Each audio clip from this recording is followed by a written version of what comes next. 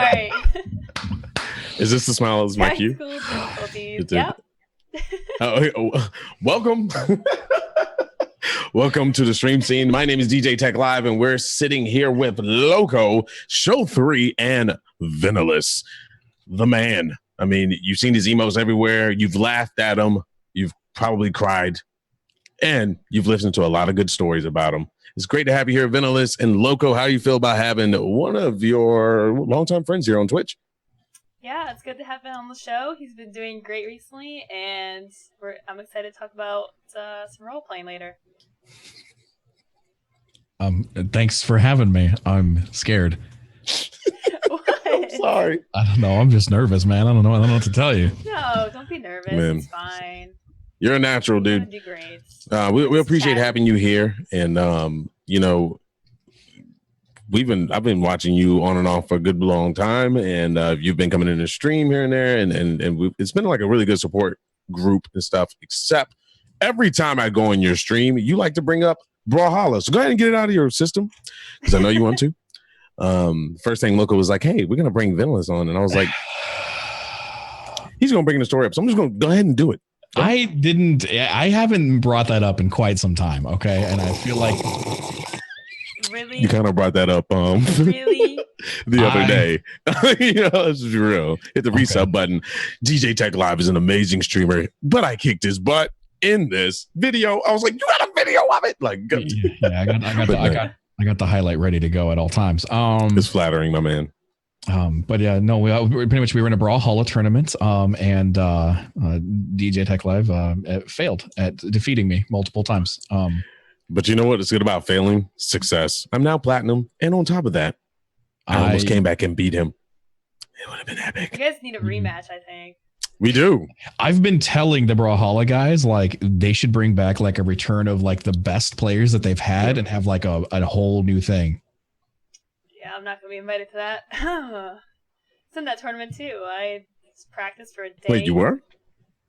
Oh, yeah, your controller messed up. I remember now. Yeah. I'm just kidding. Yeah, the controller messed up. Yeah. No, it seriously disconnected. It really I was so did. salty because I had Dude, that she was so mad. You actually handled yourself also, really well. You handled yourself really well because when her controller went bad, I was like, something's going to be thrown. And she just was like, I lost a life, so I had to like get back. I was like down the whole time. I was like, dang it. Well, anyway, we could talk about this all day, but Venalis, thank you. As I said, thank you for coming by. We have him here for a reason, guys. If you want to look at success in the face, this gentleman constantly puts it in your face. That was your cue to do it that you always do. I don't know if you can because I don't know if you have it set up to do it. Wow. Don't. Okay, don't do it. But Venalis, tell the crowd a little bit about yourself and how long you've been streaming and what your content is like and what your mission is for your community. Oh God. Okay. Well, I've been streaming for a little over 3 years. And I started out just as something to fill the time and just kind of did it as a hobby. Since then, we kind of I would say accidentally stumbled upon something great, and we started building the dark side, as it were, and it kind of was a carryover theme because World of Warcraft player way back in the day. I'm still am actually #nerd. But we our guild was called Rise of the Dark Side. Whenever we downed a new boss or make progression, our theme was Hail Dark Side. And so we kill it, and then we spam trade chat with Hail Dark Side because we were like a third on the server or something like that. We were a pretty heavy progressing server. So. But anyway, so fast forward, and we just decided to bring that over here. We just kind of had a good time, and Hail Dark Side, whatever, blah blah blah. And recently we've started dabbling into RP. We've typically been a variety channel throughout our entire existence, and recently we've kind of dove headfirst into this RP. It kind of just fell into our lap. It wasn't a conscious decision to pop over to it, but the past month or so has been nonstop RP, and I've just been having a blast. You could definitely see it in on the stream. You're definitely happy. You can carry on like real good funny conversations. Something I won't repeat with with this crowd, with his community. His community is always active, and that's like a very important thing in chat. Loco, so tell me, how did you meet Venalis? Ben, do you know exactly? I have no idea how you and I even. No idea. I want to say I think I actually found you because of Echoix. She was talking about some stuff that you guys did like in DayZ or something like that, and she was showing like a VOD, a highlight of something you guys did, and I was just like, oh, she looks like fun, and then I popped over your channel and I hit follow, and yeah. We actually started streaming, I think, like a month apart. But your journey was not easy, and you actually stopped streaming on Twitch for a while. Why don't you tell us about that? I did. Oh. I didn't know about this. Yeah. So I've been streaming a little over 3 years now, and I spent about a year, a little under like 10 months or so on Twitch. And I had built a little community, nothing really large or anything like that. Nice, strong, small community. And a buddy of mine was working for Hitbox, and he hit me up and he was just like, listen, I need a couple of good streamers that I can put on front page over here and really kind of help me grow the NA market. Would you consider coming over here? So being that he was a friend asking me for help. I hadn't really established myself on Twitch. I feel like I didn't really have much to lose. And so we made the move as a community. Did a couple streams over there and just said, hey guys, we're gonna try this out, and at the end of the day we're gonna end up throwing a vote and see if you guys want to go. And so after a week of one day on Twitch, one day on Hitbox, one day on Twitch, one day on Hitbox, by the end of the week, because of the lack of delay time, mind you, this is back when Twitch's delay time was like 20 seconds. So right. And over there it was 4. So by the end of the week we had like 97% of the vote was to move. So we ended up spending about a little under a year over there. And then we just decided to come back to Twitch because I'd helped out my buddy. I did what I wanted to do, but I just felt like it wasn't Twitch. So I came home. And now you're partnered? You've been partnered for how long now? I'm approaching my 1-year anniversary. Wow, man. Time flies, dude. Yeah, I know. On Thanksgiving is my anniversary. Jeez Louise. It almost feels like you were partnered a lot longer than that, to be honest with you. I remember we celebrating your partnership. It's kind of crazy. We always talk about this every stream scene. We say, God, the years on like streaming years is super long. It's way longer than what it really is. Yeah. So what's your plans for your big celebratory? No idea. Absolutely no idea. It might just make I don't really like making a big deal of certain stuff like that. Like I have this persona, if you will, when it comes to streaming, where I'm a sellout, ha ha ha, for the sake of, for the memes and the laughs and always burning, hashtag ads and such like that. But I don't actually like being a sellout, so I don't ever like seeming like I'm taking advantage of viewers. So I've done one subathon ever. And beyond that, the only time I ever put a goal up on my streams for TwitchCon. And beyond that, everything else is kind of streamiversary, subiversary. Maybe we'll do a longer stream. Beyond it, that's it. So you're no real getting plans. into RP a little bit more now. Like, tell us about that. How has that experience been? You're part of Prime RP, right? Are you in Family RP as well, or? I am. My experience with RP was very thrown into my lap. Actually, Arc did a promotional thing a while ago, and they approached me and they were like, "Hey, listen, you want to play Arc? We see you have a lot of hours in it, blah blah blah."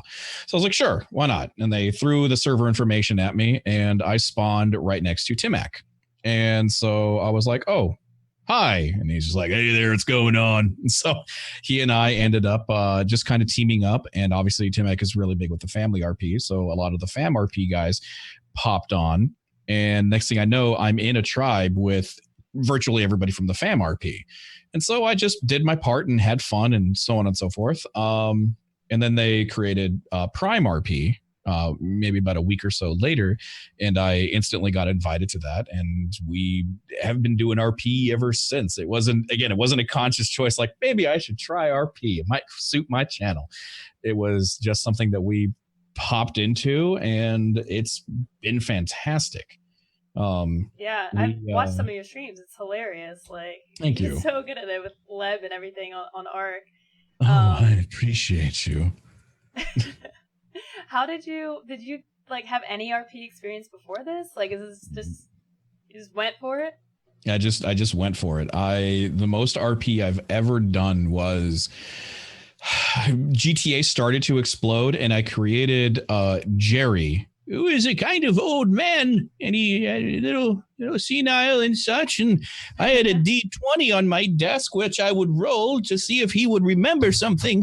And if it was over 10, he would remember it. If it was under, he'd say, "Oh, I don't remember." But it was on like the public GTA stuff, so we only did it for like 2 days, and then from there we were like, it's not really for us. Let's move on. Right. I mean, I noticed that it's with the family RP being such a strong RP base, got a lot of fans, a lot of ginormous streamers doing it that are actually very good at their RP and very serious. Oh yeah. Other like Twitch RP, which I was a part of for a little while, with GTA, it did okay, but it's like you can really like something and then, but no, it's not. Maybe it's not 100% for you, or maybe it's not 100% the right group of people. It seems like family RP is a very good, close, tight knit. How do you feel about the constant RP with them? Do you feel like it's something that you can, extend in the future, or something that you can put in your permanent rotation? I think it's something that's extremely intimidating. I, having absolutely no experience whatsoever, what kind of happened was on this Prime RP, I ended up making Leb, who was just a bartender, a businessman, a lover, I guess you could say, searching. He's romantic. There we go. That's what I was looking for. Yeah. Romantic. And it just so happened that I was doing my own thing, whatever. Maybe we'll create a character. Maybe we'll have fun with this. And then Proxy, if you know who Proxy, PMS Proxy is, she landed right next to my thing, and it just kind of branched this whole storyline of this love arc between her and between Leb and Isa. And so it's very intimidating to it's my first time ever doing it. Oh my god, I'm RPing with Classy Packs and PMS Proxy and Timac and Mr. Moon. It's all these huge hitters that like I can just grab popcorn to and just watch for hours. Right. So it is incredibly intimidating. So is it something that I want to add into my permanent rotation? Absolutely. I've luckily always been kind of a channel that I've been a variety streamer, but I've also been a variety, I don't know if it's a word, themist. So I will go from simulation builders, and I will do that thing. I'll do the survival sandboxes, and I'll spend 3 months on that. And then I'll do FPSs, and I'll spend a month on that. And so I was kind of hop from theme to theme to theme. So for me to transition to a theme of RP and do this for the foreseeable future is fitting with my channel. So yeah, it's something that's going to be a very big staple of my channel, I feel. So you've got Arc right now, you've got Grand Theft Auto. Any other games that you're looking to try out in the future to add to your role-playing list?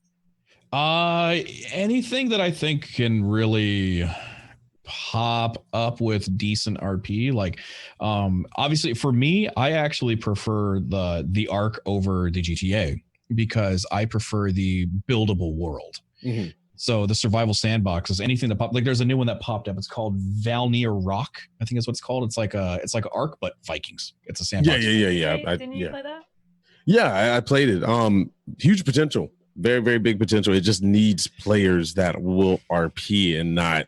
I mean, the moment I stepped foot on there, I got stream sniped, which was weird because not everybody have access to it. So I was just like, But we had Phelan came with me, and we were RPing, and then other people were RPing. There's something wrong with their voice over IP is too loud half the time, but that's going to be really fun. And let me know if you do, because I'm always looking for other people to RP with and stuff, because definitely. It really, the chat, I love seeing the chat get lost in it and they fall in love with the character, and then they ask about the character. And it's just like, this is awesome. When you see your chat saying, how's Leb doing today? Are you going to go back to him? Or like, for me, it was like Brad Parker, Friday 13th, I was Chad, and everybody in the world calls me Chad now, which is it's funny, but kind of annoying. But, and it was like, when is Chad going to return? I'm just like, I don't know, But yeah, I'm definitely looking for more people. Valnir Rock is great, and you should try it, Loco. it's great when you start getting into the crafting. Like without the crafting, you're kind of lost and you're walking around. Have you played it, Ben? I have not. I have it. I have it. Okay. I got a key, got it installed, everything, Right. but I haven't been able to tear myself away from Leb. So yeah, I hear you, dude. Well, whenever you just hit me up, DM me or whatever. Whenever you plan on going on, I'll go on with you. The NA servers, of course, to me, PvP is where you want to be. I mean, there's so much more RP with potential in over PvE, but for some reason, a lot of people go PvE on that game, and it's not that many people with it. But I think it'll be good. I think your channel will love it, especially if you put a voice with it. And the world is immense, man. It's huge.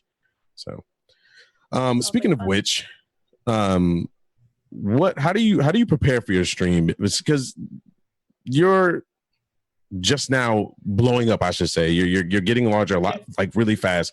How do you prep? Is it a lot different than what you did, or do you go out the same way? As far as prep, like my daily routine and such, daily routine, or just when you go from, like, let's say anywhere between 80 to 150 people, and you're now looking at 400 to 500 people. I mean, the way you stream could be a little bit differently. You can't pay attention to everybody in the channel like they want you to. People get hungry for that. How do you prep for stuff like that? I got you. One very, very clear what Flutter just put. Ven prepares for stream. I don't do any prep for stream. I wake up. I will do my hair. I will brush my teeth. I will maybe get a Soylent because they're delicious and local. I'm glad hashtag ad. Yeah, hashtag ad. They technically were sent to me, so hashtag ad. And then from there, I just try to keep things as usual. One thing I have noticed, actually, which I think we'll touch on this topic. Before I was partnered, I found myself I had to care about where my view count was, because I wanted to know if what I was doing was receptive, and if what they were, because I had to care about that number because I wanted to get partner. And then after I got partner, it was like, oh, who really cares? Turn it off. It doesn't matter what it is now. I've got the button. Let's just focus on having fun, and the rest will take care of itself. And then after we got to a little while, I was like, oh, I'm curious, so I unmuted that number, and it's like, oh, good day. And like now with the channel kind of blowing up as it has been recently, I actually find myself muting it because it's getting too high, because I don't want, one, that to go to my head, or two, me to get nervous. Very good. So that's really smart. Like, and I think a lot of people get too obsessive over the view count. I've had mine off for almost a year now. I just found myself, my mood would drop if my numbers dropped, or if it, like you said, if it gets high, then I'm kind of stressed and tighten up a little bit, and trying too hard, and I'm just not myself, and I'm not completely focused on the game and the community. And now it's just I don't look, and I'm like, oh, the chat was good, felt like a good day, and that's really all that matters, is that, having fun. Yeah, it sounds silly, but it really does help. That's the scary thing, though. Like, I feel like you were talking to me, Loco. So I'll go ahead and put myself out there. Okay. There was a time where I didn't have to worry about that number at all, because the stream was just on a constant incline. Like, it was insane. Like, I didn't know what was going on, what I was doing. And I didn't look at that number. I didn't look at subs. I didn't look at anything. I was just like, chat's moving. This is great. This is lovely. But when that chat slows down, you can't help but start to sweat a little bit, and you start to wonder. Even if I'm looking over and I have 200 people on my channel and the chat is dead, that scares me. And that's something that we all have to prepare for, chat. And Vin, have you ever had those moments? And if you did, what did you do? Did you switch games? Did you try to wake up the chat? What's your method? I will answer this in two different fashions.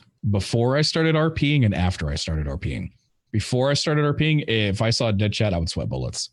And I would get worried, and I would be like, oh no, people hate me, the voice in the back of your head that just is an idiot. And I would try to promote chat and so on and so forth, ask a question or two, do shenanigans. Thank you, Bad Chili. And then after RP, because I'm so immersed in my own character, it doesn't matter to me. My main priority when it comes to the character is staying with the character and doing something the character would do. And more often than not, when I do something interesting with the character, all of a sudden chat just revitalizes itself. Looks like we've got your lurkers coming out with a lurker raid. That's like a really smart idea, and I've done it a few times. I think DJ has as well, where you see chat dead. Call it a lurker raid. Now, don't pull up the viewer list and start calling people out. Just be like, hey guys, please don't do that. Lurking and you want to say hi, like, this is what I do. I'd love to say hi to you guys if you're lurking. You want to come out for a minute. And you'd be surprised. You see names that you've never seen before, and it's like it's really awesome to see. And people you've never seen before. Yep. Yeah. These are probably people that lurk every day. Yep. I actually have to give credit where credit's due. I used to say, if you guys are in the channel, go ahead and give me a I would say, like, give me a, just give me an emote, give me a Venalis, or give me a loco hi, or whatever it was. That's used to what I say. But actually, I have to give credit where credit's due. I technically got the term lurker raid from my boy Labrizzi, because he actually has a lurker emote, and then I was like, oh my god, I want a lurker emote, and then that's what gave birth to this. And so yeah, before then I just used to say, yo, give me a Kappa check. Let's check for that golden. Yeah. Kappa check. Yeah. These are like good little pointers. Giveaways are a good idea too. It's like once you get chat moving, then all of a sudden these people start participating more too. It's really good tips. And speaking of which, you need a lurker like emote bad. A lurk emote. Like mine is just straight up ass creepy. Like when I we'll raid people with that lurker, and people are like, who in the world is the creepy logo? What is that? And then they'll see it's me, and they're like, oh, you would do that. Like, so I actually find myself playing with chat now because the channel, it's I'll start stream, we'll do the thing, and then the last 10 minutes or so, I've done this a handful of times whenever I have the thing available, where we'll be talking, we're doing whatever. Hey guys, thanks for watching. Make sure you guys check out again tomorrow. Blah blah blah. Okay, we're done. And then from there, like, that is a creepy emote. And then from there, everybody, you just see that instant drop in people. Just boom, instantly 100 people are just gone. And so, and I've done it a couple of times, and people might get a little mad right now because they're about to find out. Where I will, after they leave, I'm like, okay, guys, we just lost 150 people. Let's do a giveaway. And so I do giveaways for the people who are like there, like right at the start when it's dead. I'm like, we're gonna do a giveaway. Like the people who are there have it up, so on and so forth. Like I try to, I don't know, do a giveaway for the core. That's just like the diehard squad, I guess you could say. Yeah, the people that were there from the beginning. Stream, they're after the stream. Yeah, exactly. Those people are amazing. Yeah, I mean that's a great thing. Like even during the Brawlhalla tournament, it's a wonderful thing to see those people like come over. I don't like calling people fans. It's just not. I feel very weird about doing that. So I always try to call them like viewers or family or, whatever, friends, something that's close to me, because that's what they are. I call them chat. Okay. Yeah.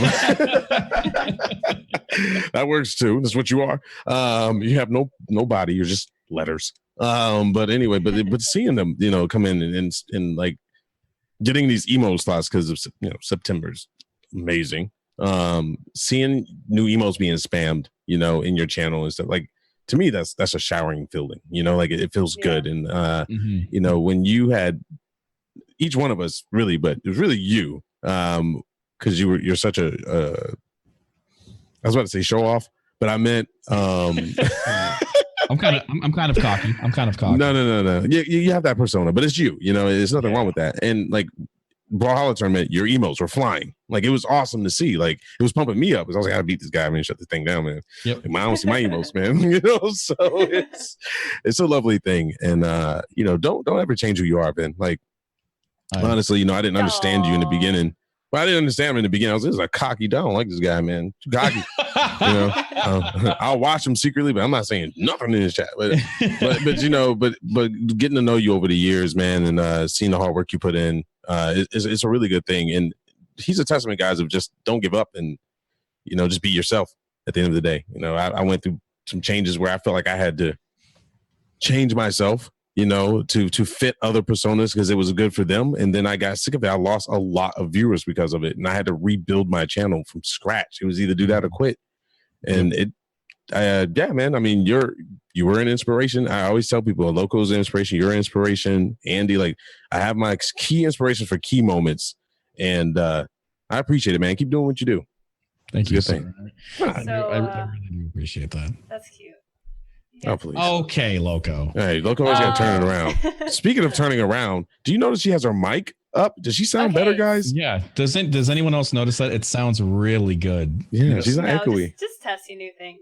Anyway, it's like she's using a directional mic and she's pointing it towards her mouth, and it's working a little bit better. Show's over, guys. Okay, so I do have a question. I'm going to cut you off real quick, Loco, before I forget. All right, fine. Just one more thing.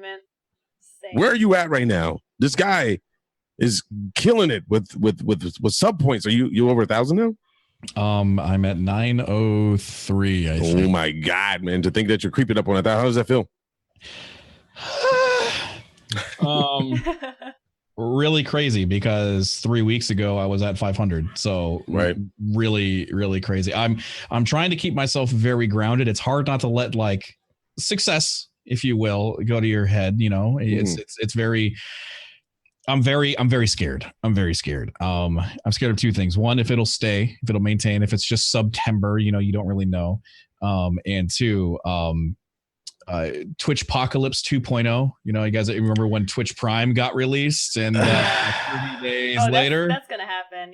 Yeah. Yeah. So I'm very happy with where the channel is, but I also understand, and I know it's going to drop very heavily in 3 weeks. So yeah, we'll talk more about September in our next segment. See where I was leading you to? Look how amazing I am. All right, I'm taking notes from Ben. Come on. I'm just kidding.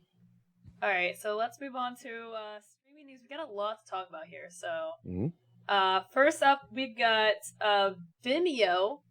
Vimeo, the video on demand platform, has released a live streaming service, and it costs money to stream on their platform. I totally want to pay somebody money to stream on their platform. If I can pull up the price. Yeah, that seems really good. It's ridiculous. The price is ridiculous. The price, and there's limits. Yeah, how long you can stream on it, and it's not a lot. The $50 you can stream for 2 hours. Yeah, you got 5 gigs a month. What? Yeah, it's $75 a month. Gives you 5 streaming hours per month. The max one is $800 a month. Did you just say 5 hours? 5 hours a month. 5 hours a month. Man, scheduling is going to be amazing. At $800 a month, you get. Even the business it's $300 a month for unlimited streaming hours, but a 5-hour cap for each event. Yeah. That's a great business plan. I bet it's going to go really well. Kappa. Hashtag positivity. I can see that being a it's very interesting, because something like this, you on the flip side, on the business side, you don't want to stream a non-gaming related thing. Maybe you want to stream some sort of conference or some sort of business or resort or retreat or so on and so forth. Something business wise. Something where $800 isn't anything. And obviously you don't want to stream that on a gaming platform where you're just going to get, let's face it, you Twitch trolls. That's right, calling you out Twitch. So I can see them wanting to do that. Maybe they're trying to apply to a completely different demographic, but it is also incredibly interesting that they're obviously going for a different demographic, but yet they're advertising themselves right above as to see something drastically different in price models compared to Twitch, Mixer, and YouTube gaming. Like, it's on their page. Like, that's actually part of our page. What's that? That's not on their page. That's us. Not? That was our article. Oh, okay. Well then, way to make me look like a fool. Yeah, I mean, I'm sure they're aware though. Like, right? Like, it's not like they came out with this idea out of nowhere. Like, they're definitely drawing from Twitch but the thing is like Twitter, Instagram, Facebook, YouTube all have live streaming services. Yeah. And all of them are free, which is interesting. Mm-hmm. So to me, if I was a company and I had a following on Twitter, I'm not going to go to Vimeo You know, like most companies likely have grown their Facebook and their Twitter, so why wouldn't they stream on those platforms?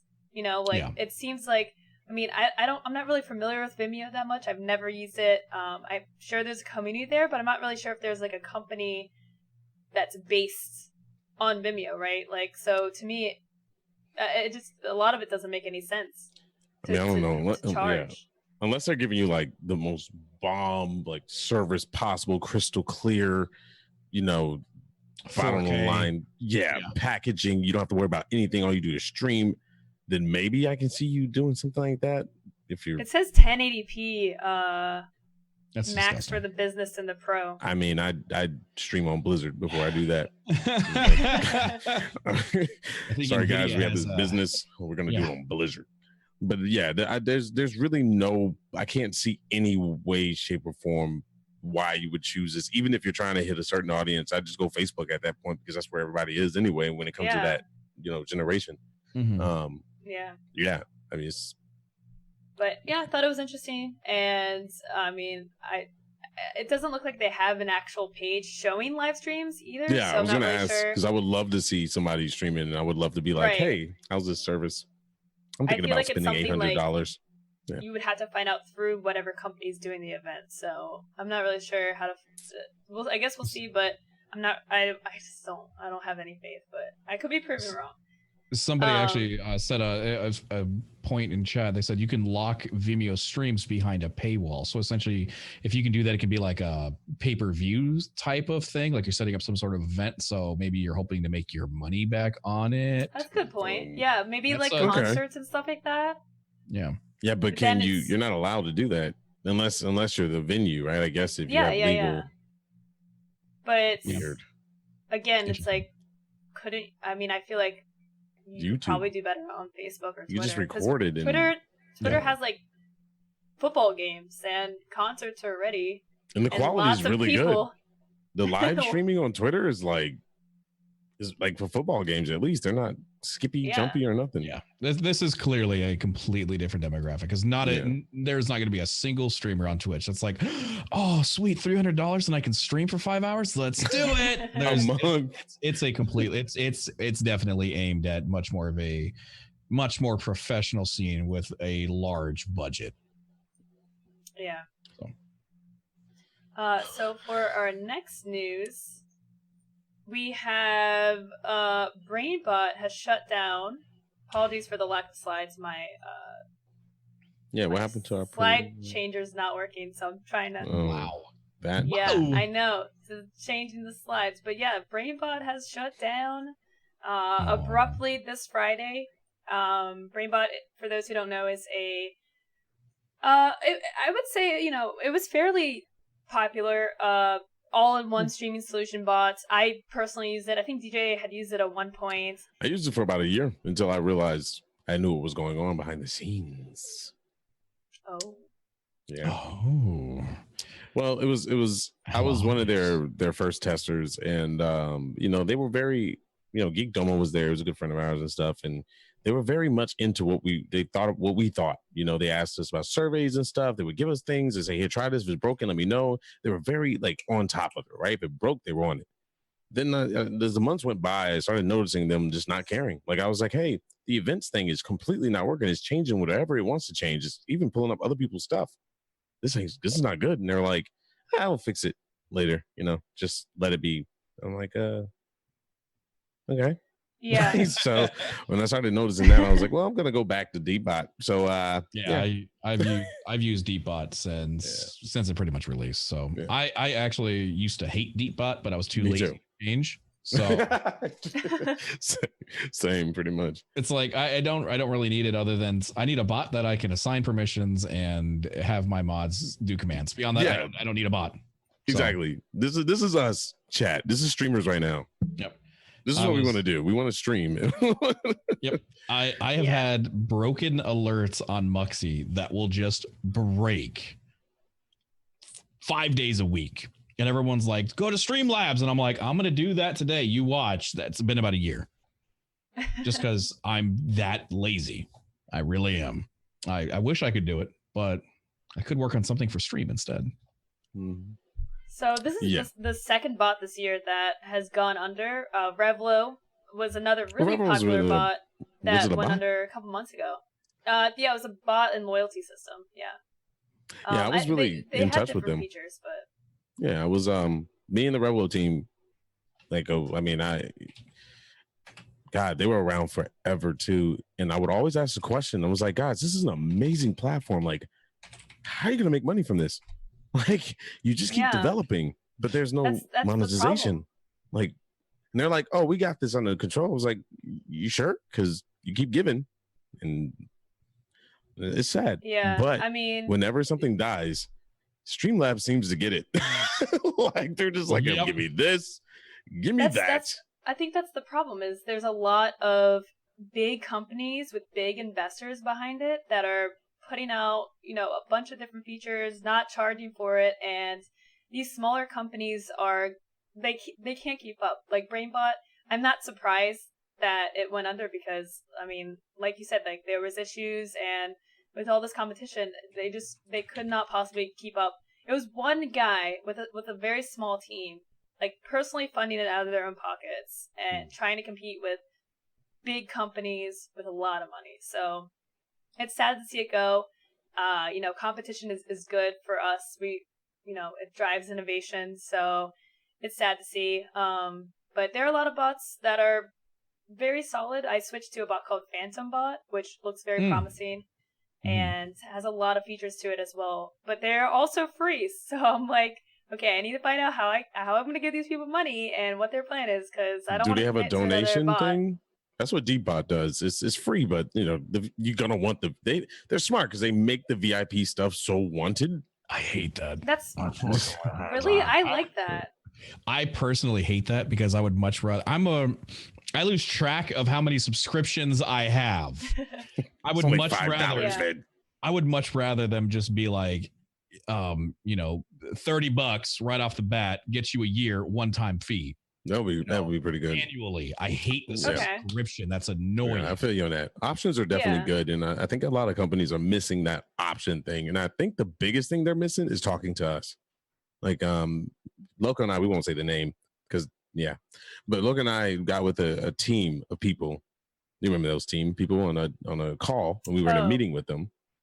And they showed us their product. And we were like, this is a good idea, but you're missing A, B, C, D, E, F, your website, blah, blah, blah. And, and they were getting really upset at us at one point because we were literally telling them what we do. And then we stopped and we were like, you should be paying us, or you should like pay a group of streamers to counsel you on what we need if you really don't know, And I think if a lot of companies took the time to do that, it don't have to be a lot, right? They can offer like a premium service or anything. Give me a case of soy. I mean, they could even get like free advice though. Like I am totally happy working with companies and giving advice and feedback on things that I use. And actually, shout out to Discord for providing an easy way for these companies to make communities. There's a lot of Streamlabs has a All-Star one. I think Muxy has one. Stream Elements have a Discord as well, and Phantom Bot, the new bot I have, has a Discord too. These companies have a Discord you can join and talk and connect with these developers and submit your feedback and bugs directly. So it really is awesome to be able to do that. And I think that's why you're seeing so many new things come out. Yeah, that's a good point. Like when a company and guys, like especially if you start streaming, don't just ignore those surveys. Like if it means anything to the future of your stream, like answering those surveys go a long way. I mean, you probably think in your head it's like a Time Warner cable. I shouldn't say that. It's like a cable company's or like a cell phone company survey that you just hit the button yes so you can get through faster. But when it comes to like Twitch, especially anything that you're like streaming on, make sure you fill out those surveys. It's really important because they do listen. Yeah, it's directly affecting your livelihood. Yep. And speaking of Twitch, we actually have two little fun pieces of news from their side. So September has been extended. It's now we just call it I guess it's Subtober now. Yeah. It first ran through the end of September and has been extended to the 18th of October. Where lovely. If you are new to if you have never subbed to a channel, or that particular channel in the last 32 days, you can subscribe for 50% off at any tier and enjoy a month of subscription benefits for half price. Vin, how good do you feel about this right now? Let me tell you why. I love how they stopped it before TwitchCon. Monsters. Like that, because, you know, we were at TwitchCon. I don't know if you were, but we were at TwitchCon during the Prime, and I lost my soul. Because I was... when they announced Prime... Yeah, and then, like, I'm getting all these tweets from my friends like, dude, we're hitting like 1,000 subs. I was like, what? Like, yeah, you know? That's the first time in my life, I would say, as a streamer, I looked up and I was like, well, I'm glad I'm not partnered yet. Oh no. Oh man. But September has been Subtober has been emotional. I don't want to say life changing, but it has been huge for many streamers. It's life changing. Oh yeah. You've seen people hit milestones that they've never had. I'm at a personal high as well, and it's crazy to see. I mean, oh yeah, it's awesome. Yeah, it really is. I can't even count how many. Can't believe we hit this goal tweet with a picture of their sub points. I've seen, I don't know how many. It's ridiculous, and that's why I'm very happy for everybody. I'm proud of the success that my channel has had as well. But I am fearing. I am fearing. Give it to me. I'm fearing Twitchpocalypse 2.0. Oh yes. So yeah, the sub drop is going to be very harsh, and I think that's an important warning for those, because now you have affiliates that are probably experiencing the same buffs that we are now from, you know, I've seen them influx of subscriptions. Yeah. And one thing that affiliates are probably, may not be that experienced with is the sub drops after hype. When you first get affiliate, you probably get a huge influx of subs. It's what partners experience and still do is that drop a month after your first month of being a partner. And you probably get that as an affiliate.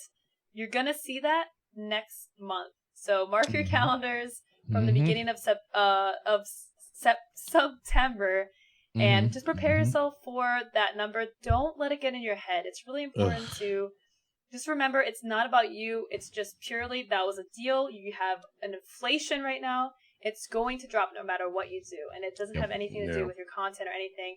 So don't let that bother you, and just keep, focusing on yourself. Just, don't let that get in your head. I was actually very impressed with my community. Actually, I gotta show some love because, like I said, I'm coming up on my first year, and the first month we got partnered, and then just like every other channel, it kind of all sorts of people coming in and subbing, and people I'd never seen before subbing, other partners coming in and subbing that I've never even been in their channels before, all sorts of stuff.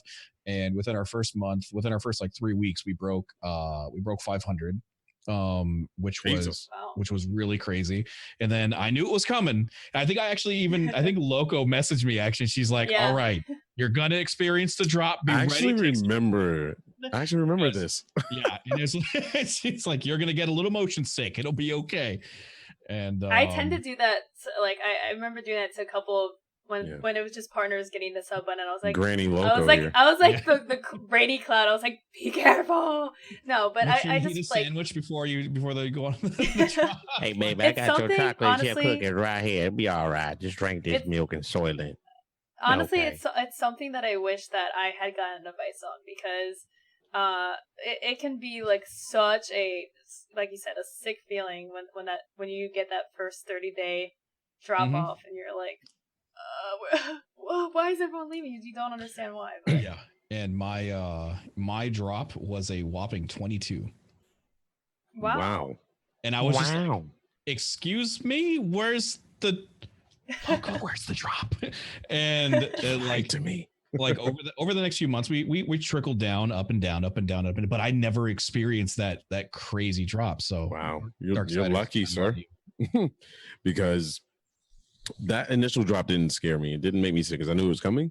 It's the one where you're driving up that hill and it's looking great and subs are coming in left and right. Like they're like true subs, they're not like hype subs. They're just like steady coming in. You're asking yourself back here in the back of your head, what did I do to deserve this? But I'm a relish in it.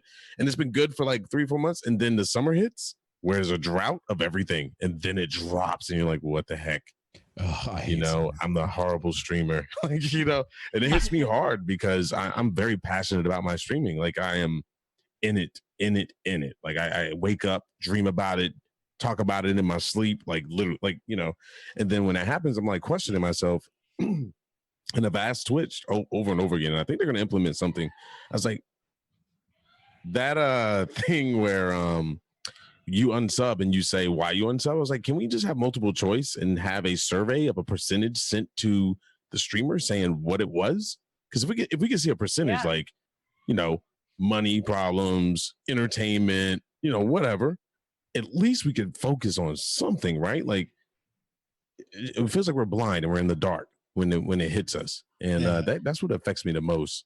And it's you can't really ask somebody that was a sub and is now not. You're like, why did you unsub? Like, you could be honest.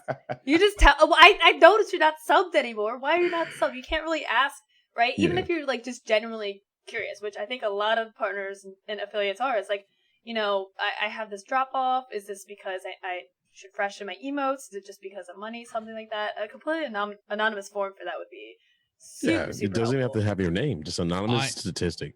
I am 100%. I love to guilt people who don't have their pants on, that I like to call. I'm like, excuse me, flutter nib, you're missing your pants. Please correct this thing. And then I'll do that. Well, but this has become kind of a meme in the channel. It's just like, oh, they're not wearing pants. And then typically I actually get more people that DM me just like, oh, hey, just let you know, financial issues, blah, blah, blah, blah, blah, blah. And I actually have a fair amount of people who will actually message me and straight up say something on the lines of they'll let me know that they're unsubbing within the next 2 weeks. That's cool. They're still going to the channel. They're going to still be, so on and so forth. And then I, message them. I'm like, don't ever feel like you have to explain yourself to me. I appreciate it. Thank you. But the no pants thing is something that we definitely do in my channel. And there's two people. There's people who know it's a meme of the channel and they're like, oh, okay, just busting little balls, ha ha ha. And then there's people who get offended by it, and that's okay too. Well, yeah, it's a double-edged sword because secretly you really want to know, and it's not because we want your sub. It's just we want to make sure we're doing okay, like by you, because we can say things. I remember one time I said something, the guy took it the wrong way. He thought it was vulgar, but it wasn't. It had nothing to do with anything. I couldn't talk about hot dogs. We took it as something else. And he was like, oh, I'm not going to come around because of blah, blah, blah. And I'm just like, okay. Like, but then the double-edged sword is when there's a lot of people, especially in local communities, because we're so tight, that they feel that they should not come around unless they're subbed. And I hate that. Like, it hurts me deeply. Yes. That hurts me worse than anything. Like, hates that. And you see it, and I notice people that start to lurk more when they unsub and stuff, and they feel bad, and it's like, do not feel bad. Like we don't want you to leave because you can't sub anymore or you never have been a sub. I think I could speak for you guys, almost every streamer that's like hates when they see that happen. Mm-hmm. We want you to be part of the community, and engaging and talking in chat and seeing your faces or your usernames every day is seriously like much more important than whether you're a sub or not. And I don't really do worry. Like, I'm attached to my viewers. Like, if I don't see you in the channel for a while, I'm like freaking out. I'm like, yo, where has Epic Noob been? I don't understand where he's at. Is he okay? Like, has anybody heard of him? I'm like ready to start hunting you down because it's I really consider my chat as my family because I don't have any friends, outside, in the sunlight. I don't really do that. Sorry, out where? Yeah, that thing that was like in the 80s. I have a blackout curtain. I don't even see it when I'm here. We don't even know if it's the daytime or not. But now, and I get really attached, and I'm like, I get really emotional like when the community takes care of you, because there's those moments where you think you're not as good as you were, you're not where you're at, and then the community just comes up and be like, they uplift you, and then the best feeling in the world, man, I swear to God, is when you see a lurker that you haven't seen in a very long time, that's been lurking for a long time, and they sub to you, and you're like, because during September I had like some 24.99s come through that I've never seen talk in chat. And then they do their currency, and it's like a bunch of hours watched, and I'm just like, what did I do to deserve this? Tell me. It's I love it, and for that goes with that, guys. Lurkers make up pretty much, want to say 80% of your chat, so we appreciate you guys, and don't ever for a moment sit there and be like, I can't sub sign. I don't want to talk. Please say something if you're comfortable. Oh yeah, absolutely. There's a thing that I've done in my channel for quite some time. And it started out because it was it was something that I did that turned into a tradition. Every month or so, or just whenever I notice it. Let's say I haven't seen DJ in quite some time, and he's a solid member of the community. He used to come in all the time and talk and chat and so on and so forth. I will actually hunt them down via Twitter, via Steam or whatever, and I will just send them a link, a timed YouTube link to "Baby Come Back" right as the thing starts off, and I'll just message that, and I'll just be like, "Hope all's been well. Notice you haven't been around lately. Have a good day." And that's great, dude. More often than not, they will message back and she'll be like, "Oh, sorry, I haven't been around." And a couple of them were like, "I unsubbed, so I don't feel right being around." Yeah. And I'm like, "No, get back in here." That's the worst thing, because on there, to put this out there for anybody, there's a piece of advice I can offer any viewer. If you feel guilty that you have to unsub to a streamer because you feel like you're kicking them in the shin, you also not showing up and just being a part of the community, you're kicking them in the other shin at the same time. That's very true.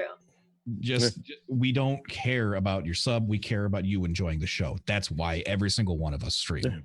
Yeah. Sub is very bonus. Well, it's a privilege that we have, and we're lucky to have it. But before subbing was a thing, we fed off of you guys. Like, the energy that you guys give is what breathes life into our stream, and we can't stream without you. Like, that, there is no us without you, and then vice versa. So yeah, just come around and or check in, even if you're busy. Like, I have some people, I love it when they check in.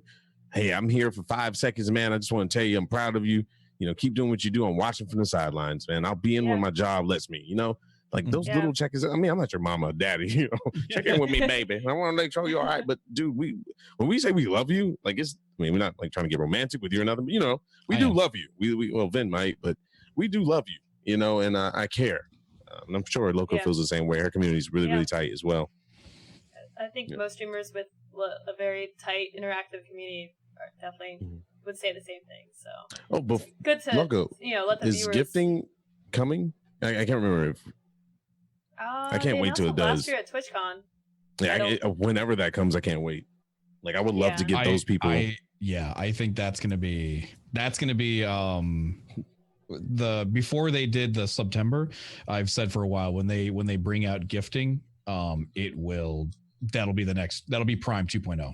That'll be the next thing that just every channel. It's gonna be amazing. I already know. Like, I'm definitely gifting out some subs to people. Man, giveaway city gifting. I love it. Christmas time, you watch your backs, guys. All right, so let's move on to our last piece of news, and then we'll talk about games for a few minutes. We've got merchandise. Official Twitch merchandise is now available via Amazon. It is available internationally.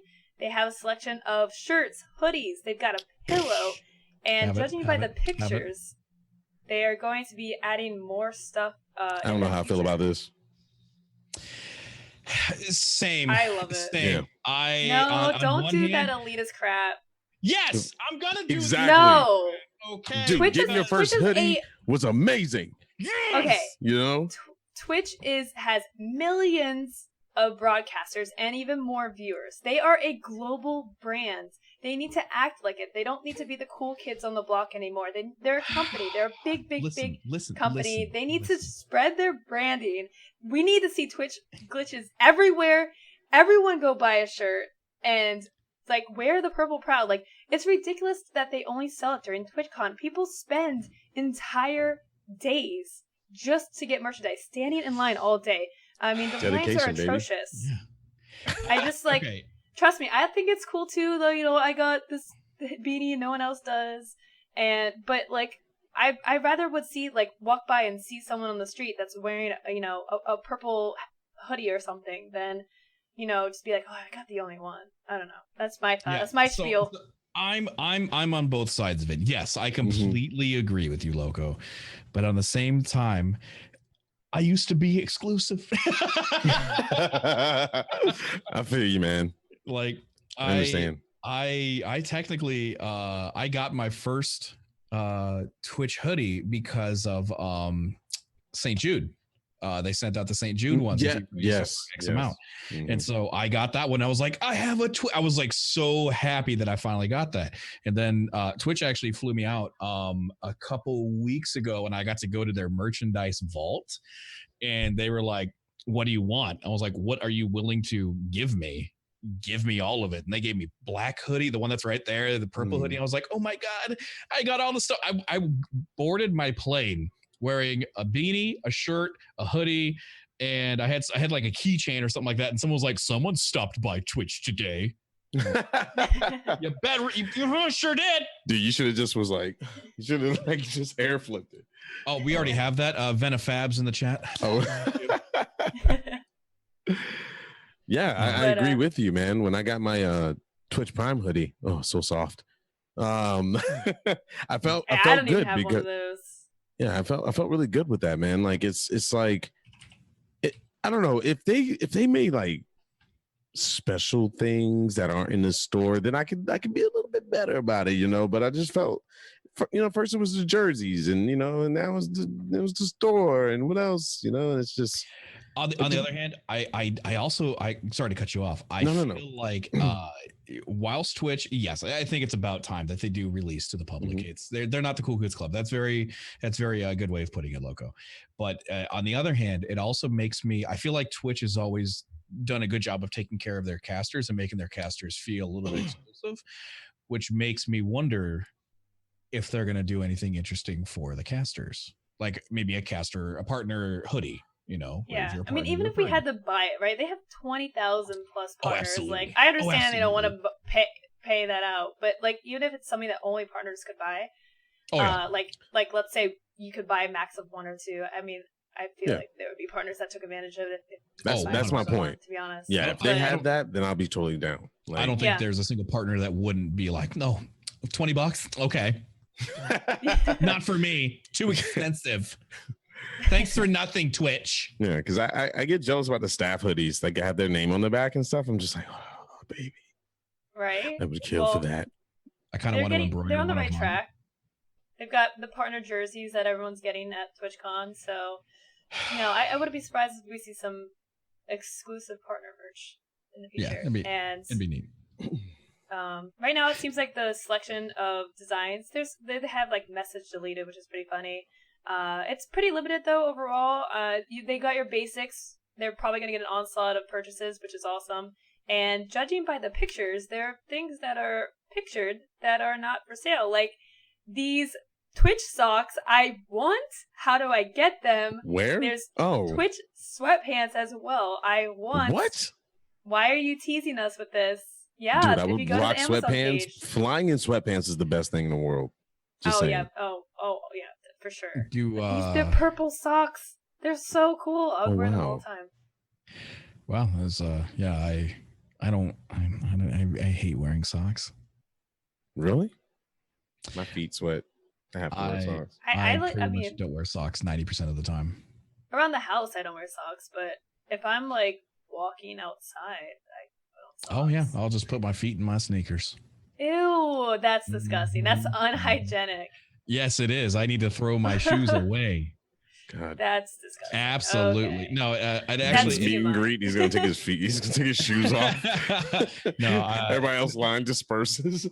No, when it comes to like a heavy walk, like TwitchCon stuff like that, I'll get the socks. But if I'm just going to the store, driving to go to the drive-through, then I just whatever. Just wear sandals then. Jeez. I hate sandals with a passion. You don't make any sense. They're the most free footwear. I know I'm a walking oxymoron. It makes no sense. All right, so you can check out the Amazon store. I think it's amazon.com/Twitch merch. If you guys want to, I'll link it in the chat for you guys. While you're linking that, curious. Go on. Teespring, we got away from Amazon.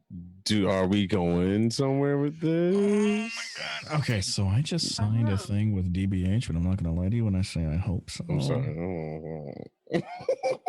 It's a valid question. We're not even we're not talking about it. It's just a valid question. You know, chat. You know, I wouldn't be opposed to it. I will. Again, I give credit where credit's due. We actually just launched a new shirt not too long ago. It's my Sir Lurks a lot, the guy holding the banner. I'm sure you guys have seen it. So we launched that shirt, and the prints were really good through DBH. They were good. Except for the grays. For some reason, anybody who had a gray shirt, they washed it. The first wash, it was horrendous. Ooh, like really? Instantly gone. It Which was gray? Is it the because you know you have two different super soft feathered. Oh, They're the no. good one. So, but to their credit, I brought it up with them, and they were like, "We'll take care of it. Tell every single one of your people that had this issue to message us the order number. We'll reprint everything and make sure it's good to go." So they did take care of us. But now Teespring, I used to use Teespring all the time.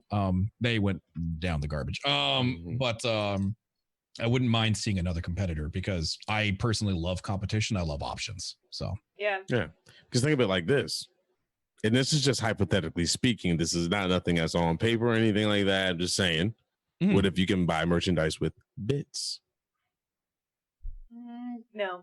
Think of it like this. You can't. I'm talking like, let's say if streamers had campaigns. You legally, it will never happen. You cannot attach a real money value to bits. That's the whole workaround why they're non-refundable. They're not a currency. You're buying an item, and that's why Twitch is very specific on what you can do with bits as a streamer. Like how you can you can't do things with bits that you could do with money. Like it's very legal. I understand it, but it's kind of I don't know. Now, if you could redeem it for prizes, maybe. If they called it prizes, I don't know. Maybe. I don't know. It's literally just down to legal jargon. I guess it's how you word it at the end of the day and how you present it. But I would love to see more with bits, is what I'm trying to say. Yeah. But anyway. No, I agree. More things with bits. So we're going to talk about some games, and then we are going to take a quick break and get into our topic of the week. So we've got Cuphead that just came out it came out on Friday, I believe. And it is a Xbox/PC platform game. Yeah, platformer. Very difficult. Side-scrolling platformer. Yeah. Look pretty easy. I love the art. I love the old school. Oh yeah, no, it's got a really cool vibe. Okay, so I can't play this game because it's terrifying to my lizard brain. My brain hates things that are this type of not art style, but it's where it goes, how things morph into other things transform into other things. Like I hate Muppets. Certain Muppets like Fraggle Rock, for instance, or Labyrinth, or stuff like that. My part of my brain is like, it gets freaked out, and I will have nightmares for weeks.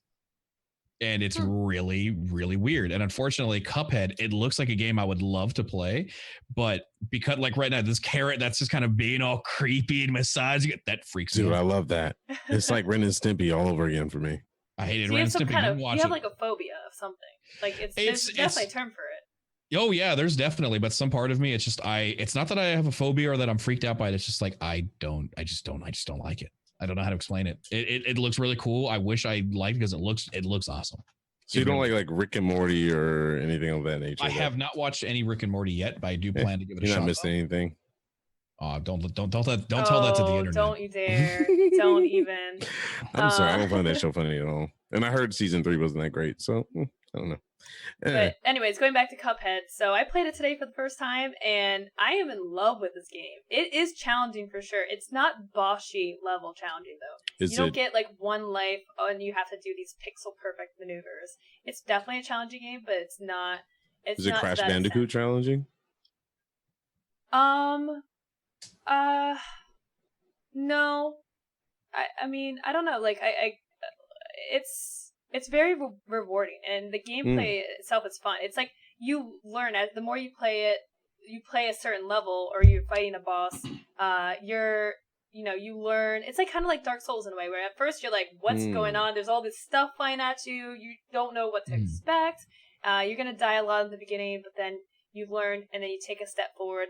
And the thing I think that's an interesting mechanic that I think really helps with for me, I haven't gotten really salty with this game because it shows you your progression in a level. So when you die, it shows you how far in that level that you made it. So I'll play a level for the first time and die, and it shows I'm like already halfway there. I'm like, okay, like that feels good. And then I'll play it again. I'm 3/4 of the way there the next turn. So I'm like, okay, I'm clearly making progress. So it's showing the progression right now. So I really like that mechanic. I think it makes it a little bit. It's like too nice because if you didn't know when the level ended, you'd just be like, I'd be lost. Yeah, I've had a really fun time playing it. Yeah, right. It makes you want to beat the level. Yeah. I got you. Yeah.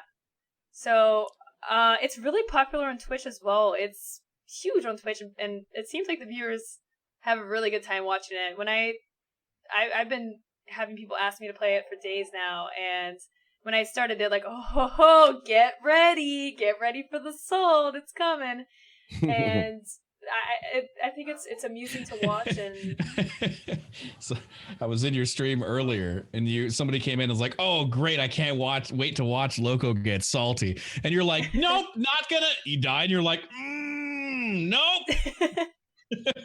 It took a while to get to that salt point, but no, it's good, and I would say that it's pretty saturated right now. So if you're, I would say like sub 100 viewers, it might be worth waiting. I think that it will have some staying power because it is a challenging game, and I think viewers love watching speed runs for the first time. Probably going to definitely be a thing. Speed runs as well, yeah, for sure.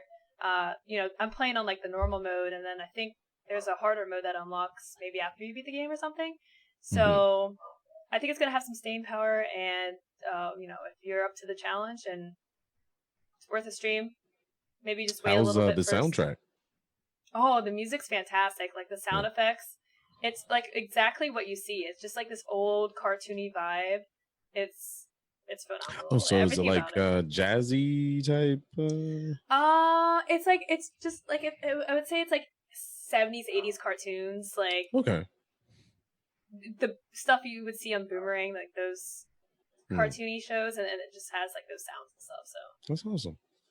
Yeah, looks like a lot of fun. I mean, it definitely. I mean, you're in it. I mean, it looks terrifying. There's literally an acorn that's trying to kill you. Right? It is a terrifying looking acorn too. It's not even cute. But no, it's just great. I'm glad somebody like that I can watch is playing it. Are you gonna check it out? I've been asked multiple times, and I've only been asked because people want to see me rage, and I'm trying to work on my personal self. Because my rage is actually really bad, and I might wait until it cools down. Because there's so much stuff coming out this month that it's almost like if you wait too long, you won't be able to play it. So I think this is one of those games you can almost play whenever you want. After the initial cooldown. So I'll probably just wait. Ben, I'm guessing you're avoiding this like the plague. This will probably be something that I absolutely avoid and maybe set as some sort of like some goal or something like that. Break 6,000 subs. I'll play this. Yeah. Something realistic. Yeah, realistic. I got to be realistic with goals. Of course. Well, we'll switch over to a game that all of us have a lot of experience in. It's not new. You guys are probably wondering why we're going to talk about it, but we're going to talk about Ark and why it is still a game that is definitely worth streaming. So, Ben, I'll let you take over since you are fully in it right now with your role-playing. Ark is a fantastic game known as Ark Survival Evolved. Recently came fully released. Let's face it, there's still a bunch of bugs and crashes and stuff like that. It's fully released and such. It's quite exciting and perfect for lots of RPing. Ark is kind of making I think a bit of a comeback actually. I think it had its huge reigning supremeness when it launched, and then they released Survival of the Fittest, which was its like BR style thing. And I feel like it did really well. And then it kind of died down over a year, with the releasing of other things. H1 kind of got really popular again, which kind of made it die down. Conan got released. Pub ultimately killed its survival of the fittest, any chance it had of surviving. So the game kind of died down for a little while, and then I'd say with its recent full release slash how many people took a break for so long, and then they were like, hey, we're going full release, let's do this campaign and get some stuff going. I feel like they marketed it very well, and it's made a pretty decent comeback. We launched a sub server. We've always had a sub server for Ark because it's always kind of been a staple of the channel. Not in the RP sense, but people just loved it, and we've played it 2-3 times on the channel where we just go play for 2-3 weeks. And so we've had a sub server now for a year. And the first month that it came out, we were on the Ragnarok map, which is just a different map. And we had 5-10 people that popped on. And then when I started doing all this RP stuff, now it's same server, which only had an average of 2 or 3 people that still kind of made it their playground and such, dabbling on it. All of a sudden now we're hitting 20, 25, 30 people on the server at regularly. And it's just crazy how it's made the research, not just with streamers, I feel, but with its community. Yeah, and then go ahead. No, go ahead. No, go ahead. Oh no, finish your story. Oh, I was just gonna say, and I think they're gonna keep doing well because at the end of this month they're launching. I hope they haven't released an actual date, but everybody through the grapevine has said they're not launching their new expansion, which is called Aberrations, until after TwitchCon. Mm-hmm. So it's like a soft date, but not a yeah. So, and we're actually getting ready to launch a Dark Side RP, which is going to be we're launching 2 servers. Yep, we're launching 2 servers. One is going to be a sub server, which is going to be an amateur RP. So, and we have a lot of viewers who say things like, "I've always wanted to try RP, but I don't know where to start." Right. And all these other servers for RP, you have to have previous experience to get onto them. And you have to write a whole big old character sheet. And it's just, it's crazy. It's really crazy to get on some of these servers. So I was like, why not make one? Why not make a friendly one where it's a sub server? You can do what you want and it's going to be an RP server. And then we're making an invite only one, which is going to be an Aberrations. It's the theme of it's going to be, we're a frontier. We're setting up an outpost on an unknown world, and we could use a couple people like you to get the job done. So that's it. Ark is making a research, and I think it's going to stay for a fair amount of time. I'm with you on that. Yeah. So DJ and I, we have a community server too that we just launched a few weeks ago, and it's been hugely successful. People love it. A lot of people already have the game. It's got so much content. Even if you don't want to do the role playing side of things, there's just so much to do in the game. And so many different server types, and the modding system is phenomenal. I mean, like it completely changes the game. It's like they are paying people to mod and create new mods for their game. That's how huge it's gotten. Oh yeah, it's crazy. It's crazy, man.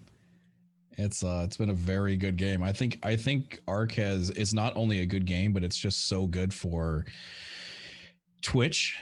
Because Twitch has so many sub communities within it, and so many of those sub communities just love Ark. It's a great game where you can just pick up and just play with your buddies. Yeah, totally. I mean, I've had 4 Ark servers, and every time we did it was a big hit. It died down, here and there. But the biggest thing I can say about this is the way Ark is doing things now. The cool thing is people are starting to overlook the pricing, right? Like, because they're starting to see. I think Ark really did, the campaign and everything was really done correctly, and a lot of people do these huge campaigns, and it's like, oh, let's get all these streamers, and then it dies, right? Like, this has been consistently over like 3,000, people viewing it, on the channel, which is good for survival. Then you have Dark and Light, which, God, I really hope they really take that, because I loved Dark and Light. I'm a big fantasy dude. Yeah, same here. And I love it. And then like Citadel, man, God, like I wish they would do something with it. And I'm really happy about all these. And Valnir Rock, and it's like, these are good, because RP is something I've always wanted to dabble in when I was like just beginning gaming, and seeing that because a lot of people looked at it as weird back then, right? Now people are like, you're playing Ark. Are you going to RP or are you just going to go around killing people because I want to see some RP? You know, like it's so we're doing this thing on our server called Seasons, and every 3 months we change the season. And then so like right now it's medieval, and then next season it'll probably be like steampunk, and next season and we're following fall, winter, you know, summer, spring, whatever. And it's just beautiful seeing the communities like get together and play. And boy, let me tell you, they're passionate. Oh yeah, like holy cow. Yeah, it's I now that I've kind of branched into the RP section of playing Ark, I don't think I can play a game like this the other way around now. Right. You almost have to RP. And these games rely on RP, like SOS. And like viewers love it too. Yeah. Like viewers don't want to just see you just building a house and chopping trees all day, because every other survival game does that, and you already know what that's like, right? They don't want to see that grind anymore. They want to see those, like, the characters, the stories, the interaction, like the drama. It's a television show, and if you're a streamer looking to get into it, if you have a sizable community, consider opening up a server and you know, creating like a little RP server. It doesn't have to be professional or whatever, you know, just something to get your community involved. If you're like maybe too small or maybe don't have the funds to open your own server, try to find you know, look around the Twitch listings and see, you know, who's doing RP and, you know, what server are they on. I would definitely try to look lower on the levels, maybe around where you are in viewership, you know, because you don't want to make it seem like you're trying to leech or anything. So, you know, try to just hop around and become part of other RP communities, and you'll find out where people are playing, maybe be able to join some servers there. And if you're good at it, you're gonna get viewers. It's really a gold mine if you're good at RP. People love it. I have a quick question for you, Ben. I've been wondering this, man. This is like a science to me because I can't figure it out. When you RP, like, I feel really weird being on cam, you know, because I feel like it breaks the immersion, and I feel really I love doing voices, and I just feel weird like seeing myself, you know. Do you my chat, like I feel like my chat is like, oh god, he's got his camera off, I'm out, like, you know, like how do you battle that, man? Like I eventually got over it. I was the same exact way. I don't have my camera on. The way I started right on the same exact page as you. Okay, so if I have my camera on, I feel like it's worse for me. I feel like it's worse for the viewer. I feel like I break my own immersion, which makes my RP a little bit worse, et cetera, et cetera. So the way I started doing it was, obviously when you're RPing, you're not going to be like, oh, so hello there, DJ. It's nice to see. Oh, hey, Flutternib, welcome to the channel. So what I started doing was if I have my camera on, I'm talking to chat. I'm kind of doing the menial tasks, which don't really matter. And then if I have my camera off, it means I'm in RP mode and I'm ignoring you, chat. Get over it. Interesting. That's a very interesting way of doing it. Okay. And so a lot of people are just like, oh, hi, Ven. And people will just start answering for me and just be like, oh, he has his camera off. He's not going to answer you right now. I like that. So, and that kind of got a lot of people, I would say, on board, because everyone's like, oh, okay, I understand what he's doing. And everybody kind of like backed up what I was doing. Cool. Yeah. Right here in this scene that's going on right now is I'm flying to pick up Isa. Oh, you just turned it off. Okay. Wow. Yep. Wow. Sorry. It was before you did it. I like how she says, yep. No remorse, dude. I was picking her up because I was taking her on a surprise date, and it was quite hilarious. Did you sing I Will Show You the World? Please tell me you did Aladdin. No, but I did play that occasionally. Yes, when I was flying around on my mount and such like that. But that was easily one of the most hilarious streams. Some of this is just great. But yeah, she had no idea what was going on. I told her we were going on an adventure, and so I took her on a date, and we went up like these ruins, and all of a sudden there's a table for two, and she's like, "What's going on here, Leb?" And I was like, "Oh, please, would you like to have a seat?" And it's just like, this is by far one of my favorites. Sorry, the complete sidetrack. Please continue. No. No, I was just gonna say, you know, we're gonna talk a lot more about role playing in the second half of the show, and we'll also have a Q&A session too. So if you guys, you know, want to get into role playing and, you know, want some tips or stuff, I mean, you know, hold on to your questions and we'll be talking more about But we are going to take a quick little break, 3 to 5 minute break, really quick, guys, to grab water, whatnot. And when we come back, we'll talk about our topic of the week, which is role playing, followed by a Q&A. So we'll be right back. This is the stream scene.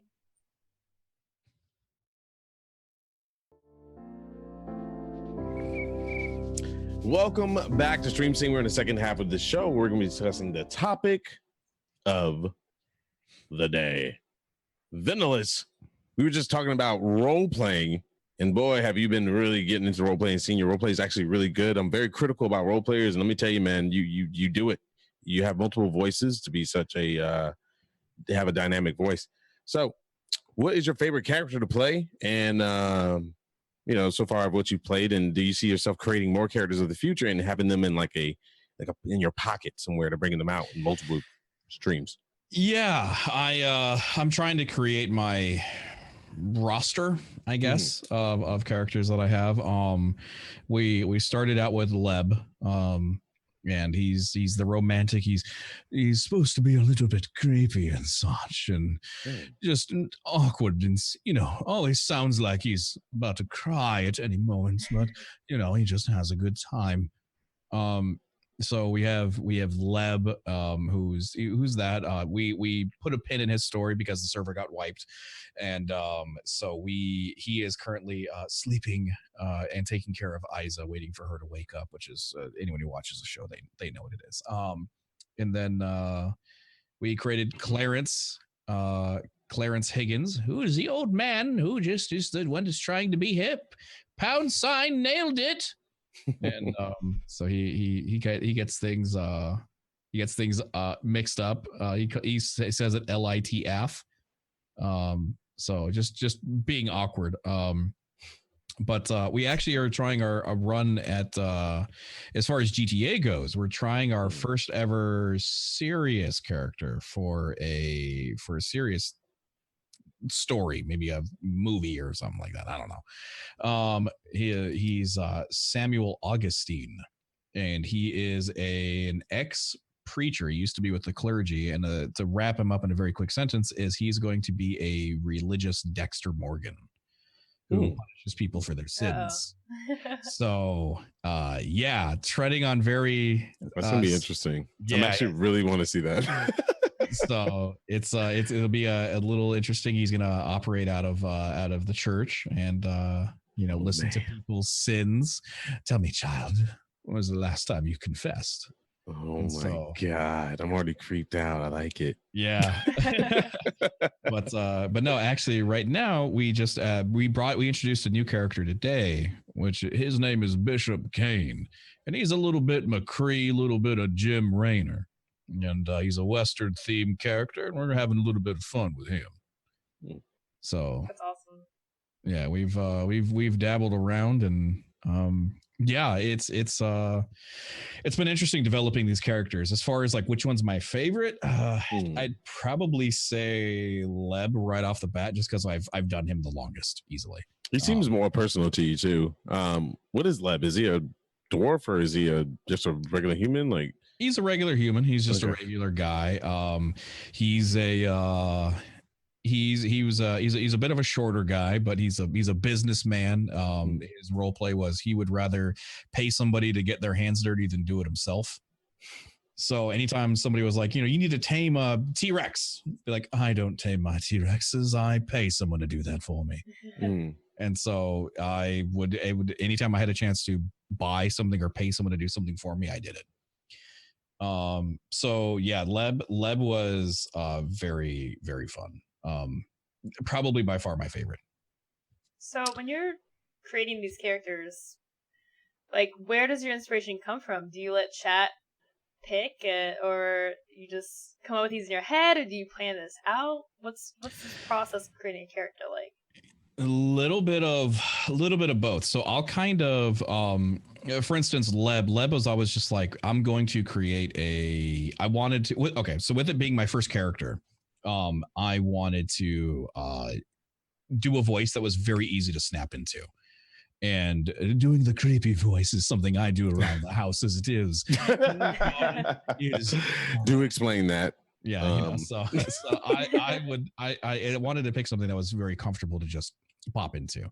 And so that's why I just chose that voice. There was no real thought behind it. I was just like, what's something that's easy and comfortable to do and something that's not going to strain my voice for 8 hours at a time. Yeah. So we chose him, and we kind of had the idea that he was going to be a bar owner, and then from there I let chat influence him. As far as the new one that we started today, I wanted to have like a inspired by, and then from there me and chat will kind of see where the story goes. And like I said, the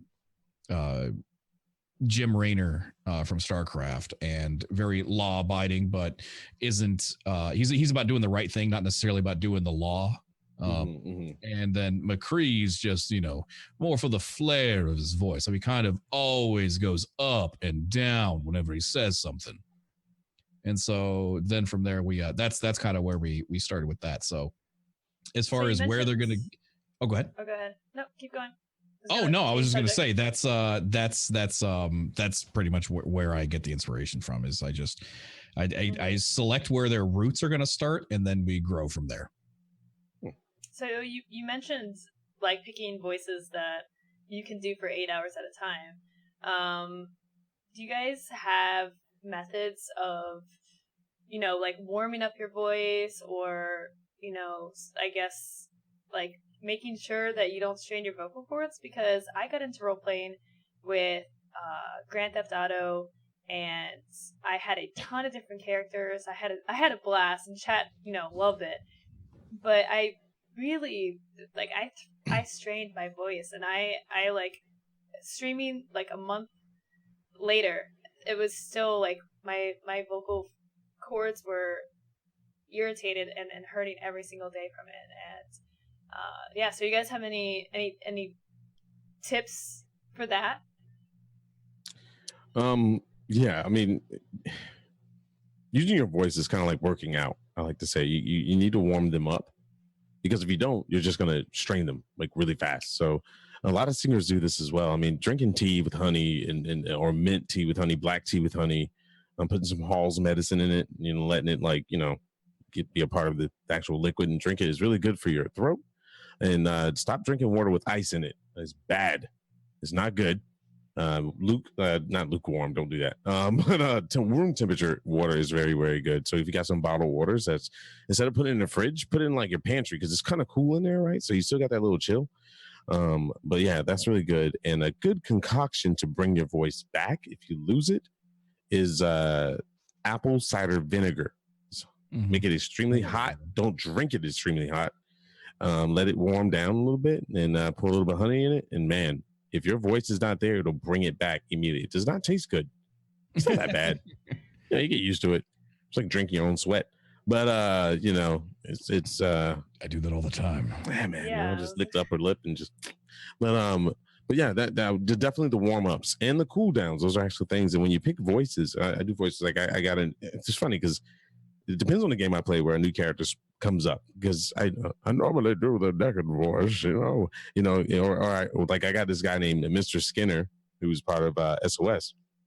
He's a professor, but he talks like this. Yes, your skin is quite flawless, So I choose those voices that are very easy if I know I'm going to be going for a very long time. And the one thing that you can really do to prep, don't get too excited.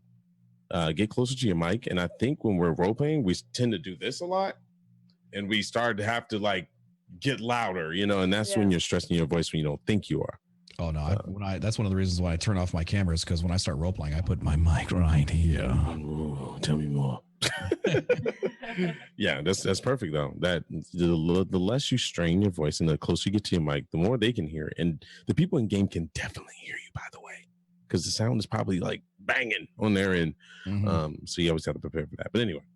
Yeah, I have absolutely no tips or tricks for that. I don't warm up. I don't cool down. I just have very blessed vocal cords, which I can scream for 8 hours a day, and I don't lose my voice. Lucky, sir. I'm pretty jealous. The only thing that happens is like if I, I go, I drink, with the homies or something like that, and we're laughing, we're yelling at each other, whatever, blah blah blah. Sometimes my voice will just get a little bit deeper, and it'll sound something like this. And I wake up the next morning. Hey guys, what's up? I'm right back to normal. I've pretty lost lucky. my voice. I want to say once, and I was like 10 going through puberty. So You're a 10. okay, you Had a deep voice when you're 10 years old. Oh, now she's coming back with the flames. I will show you pictures of me in the 7th grade with a beard. Oh, okay. Phew. Jesus. Wow. I'm being serious. I would like to see those pictures. I will try to dig them up. I had the chin strap. I kept it nice and. Oh no! Everyone was probably like, "How old is this kid?" Oh yeah, when I graduated, or when you tried. Okay, yeah. So somebody bring up the Mickey Mouse. So I got sick 2 years ago, and I lost my voice when I was sick because I had the flu, the congestion. I was just horrible, and I sounded like Mickey Mouse for an entire week. Wow. I was just like, hi, Mouse. Like, it was so bad.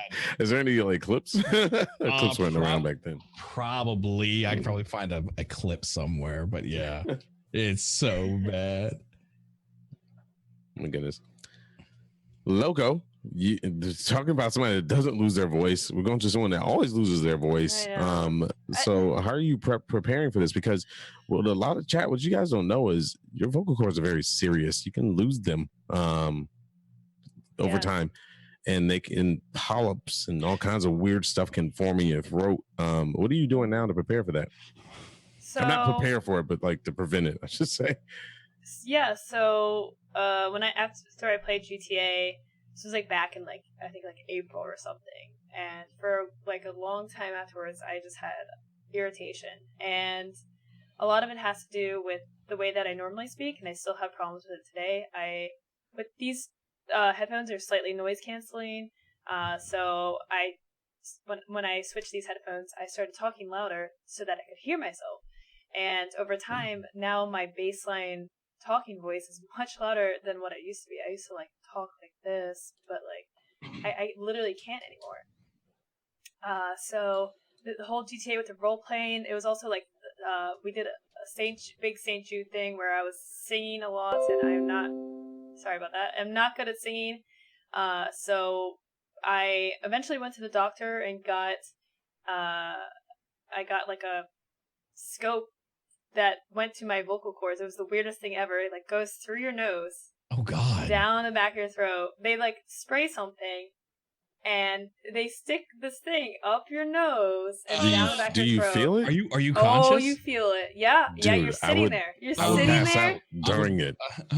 And you're not allowed to move, and you feel it in your throat. Like and you could see it on the they have like a camera. So you're just like You're not choking. Oh, you want to cough, but you're like, you better not cough or anything. You're like, yeah, it was really weird.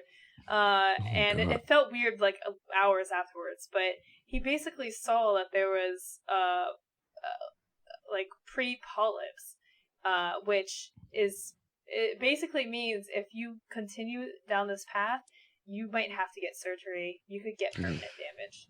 Ew, that's disgusting. Yeah, one of the things actually, Loco, I would highly recommend is I use the wireless the Steel 800, and it's not meant to do this, but I found a way to rig it, and I highly suggest you find a way to rig yours too. Can you hear yourself in it? I got myself a nice little fourth inch to a 3.5 jack, and I plug this in whenever I'm role playing, and I can hear myself. Yeah. So I feel like I wouldn't be able to think if I heard myself. No. It's simultaneous. It's simultaneous. You do not notice. It's kind of like if you have a microphone and you have the speakers right next to you. You're like, hey everybody. You don't like, hey everybody. It's not like listening to device on Windows because you have lag input. This is instantaneously. Right. And then if you're when you're on stage at TwitchCon, you'll hear it because every production is set up that way. So you don't blast the mic out. So you'll hear yourself and you hear other people in it. And if you ever get a physical mixer, like my mixer is set up that way. It's always listening. So I can hear myself and I know not to be speaking like that, like I used to. I used to yell into my people like, God dang, man, I can't watch this guy. So ever since I have this mixer, everyone's like, oh my God, your voice is like a radio voice. I was like, it's because I hear myself. Yeah. You can monitor yourself, bottom line. And it becomes a thing where you don't notice it. Like, It's normal. And it makes a big difference too whenever you do like different sound effects, because then you can actually hear yourself and go with the flow. You know, you can hear it, and you don't. So if I use that one and I yell, I can hear how much it peaks. So I make sure it stays nice and low. And it's great for radio voices as well. Yeah, no, that makes sense. I'll probably have to try it because like I find myself yelling a lot, and ever since this whole thing, I have been more conscious about how I talk, and you know, I'll literally go like this. I'll be like, lower your voice, you're yelling, you're too. Especially when I get excited, I'm like literally yelling, like I'm like so excited. It's hard to not, but I'm like, okay, I gotta tone it down. Throat coat. I've gotten throat coat tea, green tea. Yes. Lots of tea. It's amazing. Coffee is actually is bad for your vocal cords. It dries it out. So I have a cup of coffee every morning. No, I drink coffee throughout the day. I used to too. Yeah, but so I switched to tea for a while, but then tea just doesn't perk me up like coffee. Yeah, it's not a perker. Yeah, so I went to tea for a while. I'm back on coffee. But, I mean, I only have 1 cup, and then I make sure to drink water afterwards, or, even during it. Those are, the main things that I'm focusing on. Just not yelling so much, trying to project without, I tend to speak too much. You project from your diaphragm. Yeah. Yeah, well, I'm not. I'm not speaking right. I tend to talk more from here. So, you know what, Loco? I think you breathe way more up here when you're speaking instead of down here, and it's a thing they teach you in acting classes and in hosting or whatever. Is they always tell you to breathe with your stomach when you're speaking because it's a longer distance for your voice to travel. You're not stressing all this out. And I notice when you're excited, you can tell because you speak so fast, and you're like, and it's just all up in here. My vocal cords get so sore. Your vocal cords were done in 20 minutes of your subathon.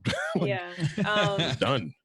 Proper vocal training, I would love to either have somebody write a guide on Streamer Square or make a video for us to help streamers come up with some vocal warm-ups and stuff. Because it's just I'm sure it's something that we can find, right? But it's just not something that not enough streamers know about. And it's definitely something we all should be doing to protect our voices. Yeah. Because, honestly, we're talking hopefully, all day. When she confirms, we're supposed to have someone on here. I'm not going to say a name until she confirms.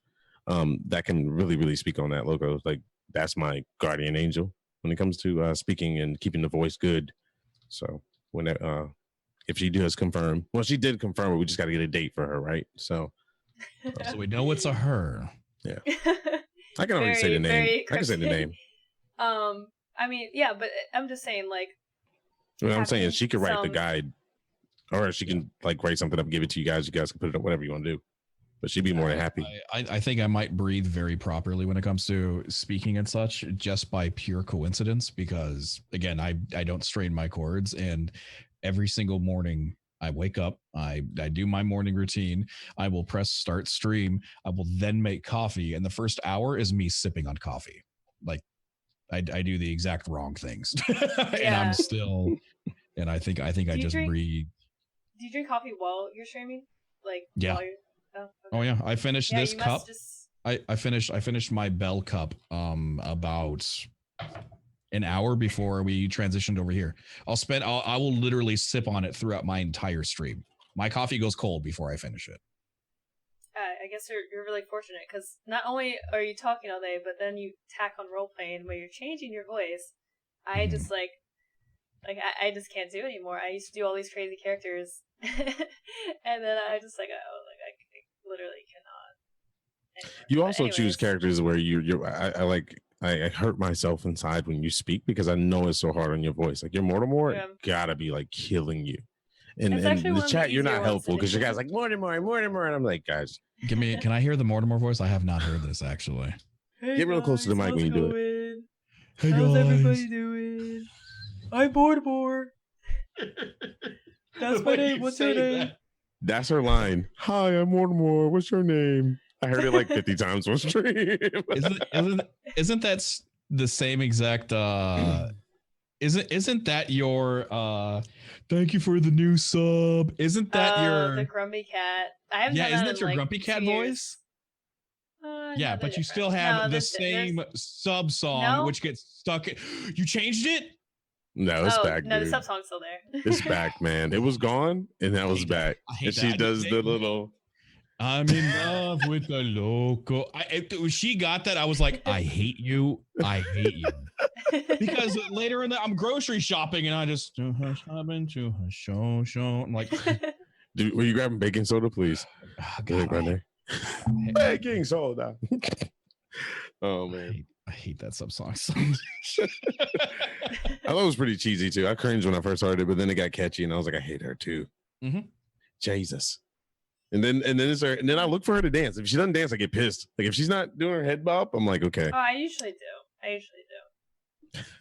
You are now a full-fledged loony. Thank you for joining the loony bit. Yeah. Oh my. Yeah, I mean, I still do, like, Mortimer is not actually, like, not that bad. I used to do, like when Friday the 13th came out, I think that was actually around the same time. There was the Valley Girl, there was the Jason, hey, it's Jason! Yeah, everyone loved that thing, by the way. Yeah, no, it really, like, people still come back and do that in chat, but, I guess it was, like, just, like, doing that for hours and hours, just... I mean, you play that game every single day for like what, 3 weeks? So yeah, your voice was toast. There was no, and you weren't even, you weren't drinking tea or nothing. You were just drinking coffee, so. Yeah. But yeah, guys, take care of your voice. We're gonna be doing this role playing thing because the more and more you role play, the more you're gonna get into it, and the more you become comfortable with it, and then other people get comfortable with it, and it's great for your chat if you're trying to grow your stream. It's a way to get out of your, like, if you have anxiety like I did when I first started streaming, God, it was horrible. Getting into a character and placing yourself somewhere else is the perfect way to break that. But yeah, and absolutely you know, agree. I think role playing is like one of the few types of streams where you can get away with not having that camera. I recommend, like, obviously in your title you should indicate that this is a role playing stream. Like, people look for that. If you are playing a game that has role playing and you're role playing, put it in your title. Make it the first word in your title. People will come to in your video. character's name, because that works. Yeah, and you know, if you don't have your camera, but you're constantly talking and you're in an amazing character, you know, your camera doesn't necessarily matter in that case. So it actually could be a benefit too. I mean, a lot of, like, Venalis does it. I haven't done it, but I don't roleplay that much either. So you need to come roleplay with us. I can't find a voice that I can do that's not gonna hurt. You could just do your normal voice. You don't have to do it. Right. But then who am I? That's a good point I to bring feel like up. my voice is so boring, and I can't figure out like a story. You know, that's my. I liked your Friday the 13th voice. It wasn't the Valley Girl. It was when you're playing the smart chick. It was like you, but you're being like ultra B. Hey guys. Yeah, hey guys. Oh my god. I loved it because it wasn't stressful. You know. I think the only thing you need to do to change your voice from making it a lot, I think that's a lot of issues that are like, okay, so the sub RP server that set up the amateur one, I've had a lot of people hit me up and say, what type of voice should I do? And I just respond with, don't do a voice. If you want to change your voice, just change either the inflection of your voice or change your accent. Do your regular voice. You do not have to. That's smart. You don't have to change your voice and try to do something that's crazy and very strenuous. Yeah, don't do that. You don't have to do that, but you can just try to change it a little bit and have a wee bit of fun. Just change the accent and go with it.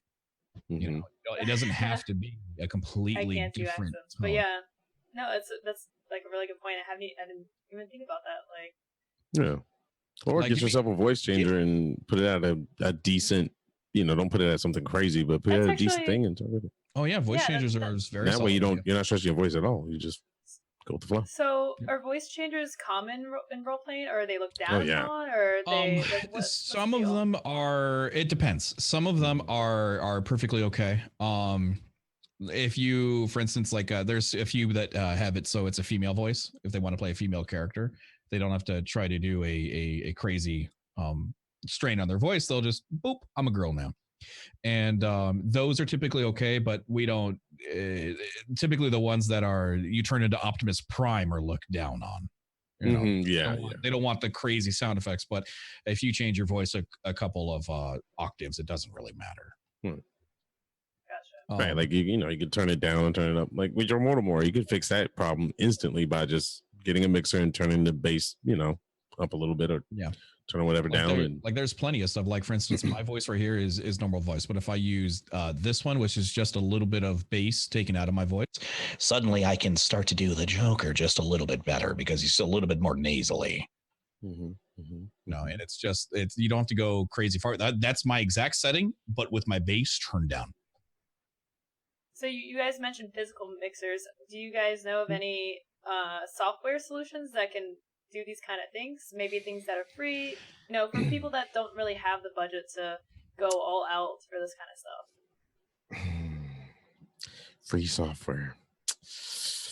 Normally with free software, they give you like these samples, and they're like the worst samples because, you know, that's the way to get you to go into and you know, pay for the premium service. I mean, I say, why not just, there's plenty of cheap mixer options out there, or cheap voice changer options out there to get through Amazon. It's becoming more popular, so they're not really expensive. And you get your money's worth out of it, you know. Software wise, I don't know. Stubbles just said there's a voice app on Steam. I haven't seen that, but oh really? Oh, if it's on Steam, go for it. Try it. Why not? Yeah, no, me, I've never gone without a mixer. I started streaming headset mic, then I got a USB mic, and then after about a month, I went to XLR, and I've had a mixer ever since. So I never had to dabble with the software portion of it. So I can't speak on it. I personally hate software because software comes with delay. Delay makes issues. Yeah, so I like exactly. And I have a problem, and maybe you can help me on this. I have a Yamaha MG10XU mixer. It's like a 10 channel. Has voice the voice changer built in. It's the blue and black one, right? Yeah. The one thing I love it because like when I'm streaming and you're listening, you can hear me change my voice all day. But if I'm going through the computer, like the gaming computer where the game is, they won't hear my voice changer. But the people in the stream will, because I guess it's recorded through the stream. Like the mic piece have to go through the stream computer because that's how it's being fed. I don't know how to fix it. you know.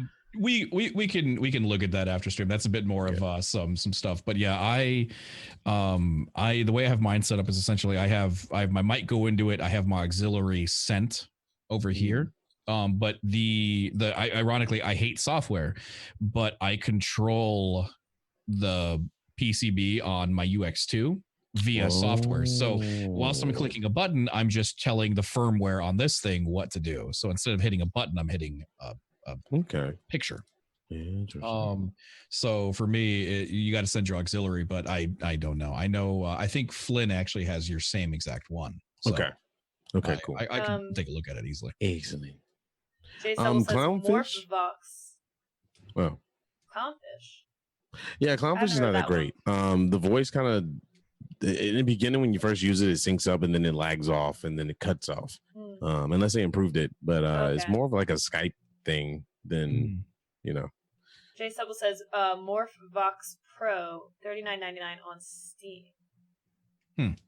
Yeah, Morphox, didn't they used to do they teamed up with Logitech a while back. Their G933 headsets, whatever, the ones that they had the voice, same company. Sexy sound out of that headset, by the way, but man, the mic the build it broke easy. But the surround sound and the voice changer, 3 of them. yeah, but dude, I haven't had a headset that sounded as good as those. Like the surround sound was intense when it worked. Okay, we got questions. Are we moving to questions, Loco? We can do Q&A. You guys want to do Q&A? It doesn't matter to me. I'm the guest. I'm just gonna put my hand right here. You don't have to worry about it.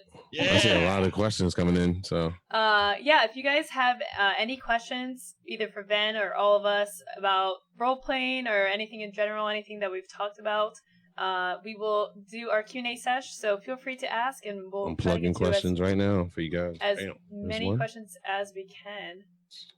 Jay Stubbles asked that one. Do you guys have any chair recommendations? I know DX Racer is super popular, but are they the best that you've used? So, how many of us are we all using DX Racer right now? Right? I am, but I got some. Oh, do you have the same one? Do you have the St. Jude one? Or is No, it just I a white one? Okay. Just a white. I have the King series. It's for larger fat people like me. I have the F series, and I've used DX Racer for I think like over 2 years now. And at first I had, I don't know, I like the one that I bought has like it's like a softer texture. And after, it was really great. Like, it was a huge step up from my normal, regular, crappy office chair. Mm-hmm. Big step up. It got rid of all of my shoulder and neck pain. Like, I would have really, really bad pain from it. I needed, like, constant, like, massages to get rid of it. It was really bad. And when I went to DX Racer, that all went away. Like, instantly. It was, like, night and day. But after a year, it got... It got, like, I started hurting again, and I think it's because the material was too soft. And this DX Racer is the St. Jude one that they've sent, and it's all like, I don't know what material this is, like leather, pleather. It's like the whole thing is like that, including the bottom cushion, and it's held up really well. I think I've been using it a year and a half at least, and it's great. These chairs usually go for about $400. I'm happy with this one. I think that they're, like, if you really want to put in money, you can get a really nice chair for about $1,000. But as a nice step up, as a nice upgrade for $400, I personally like this one that I have. But if it's not the pleather, it was bad after a year. Yeah. Same. Yeah. I got this this beautiful baby as a gift from one of the viewers. Willie PD, love you. It actually took me a little bit to get used to. I sat down in it, and where my thighs or my hamstrings sit on this, they're actually the framework would actually dig into my thighs at first. And it actually took a while for my legs to get used to it. But after about the first month or so, I was like, this is the most comfortable thing ever. And I'm so happy. But unfortunately, it's seen a bit of wear now because I stream a little bit too much and it's like breaking down. So I need a repair kit.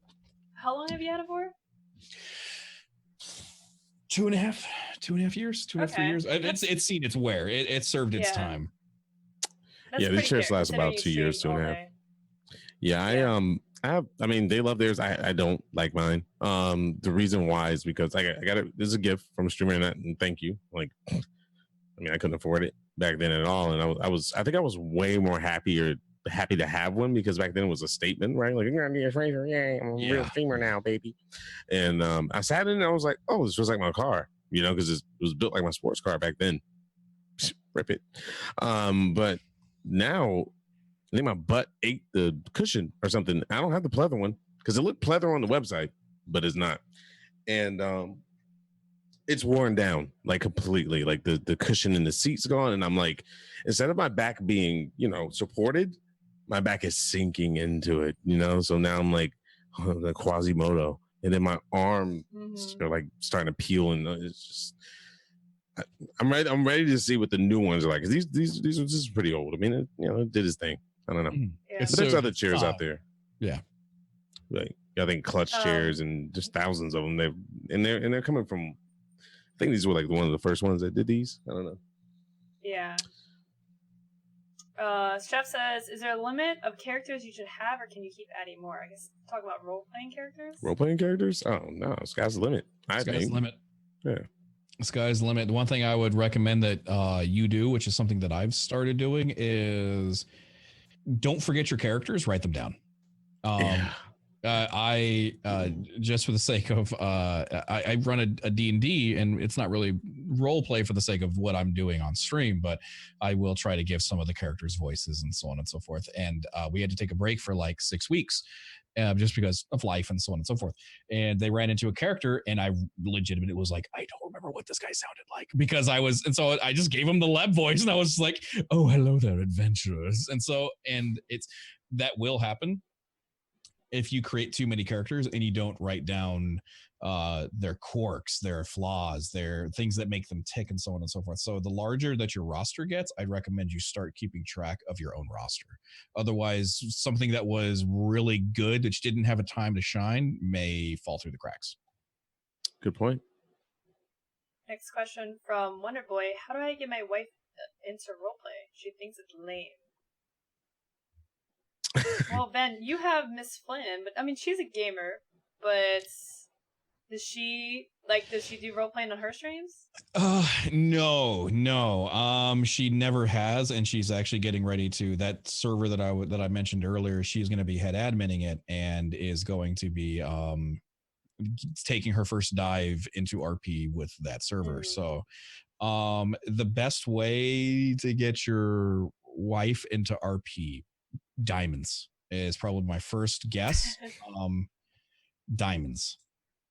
I would say watching the best that do it on Twitch, like the top Sheriff Eli, Proxy, everyone, all those guys that are up there that have been doing this for a while, and they have an amazing show.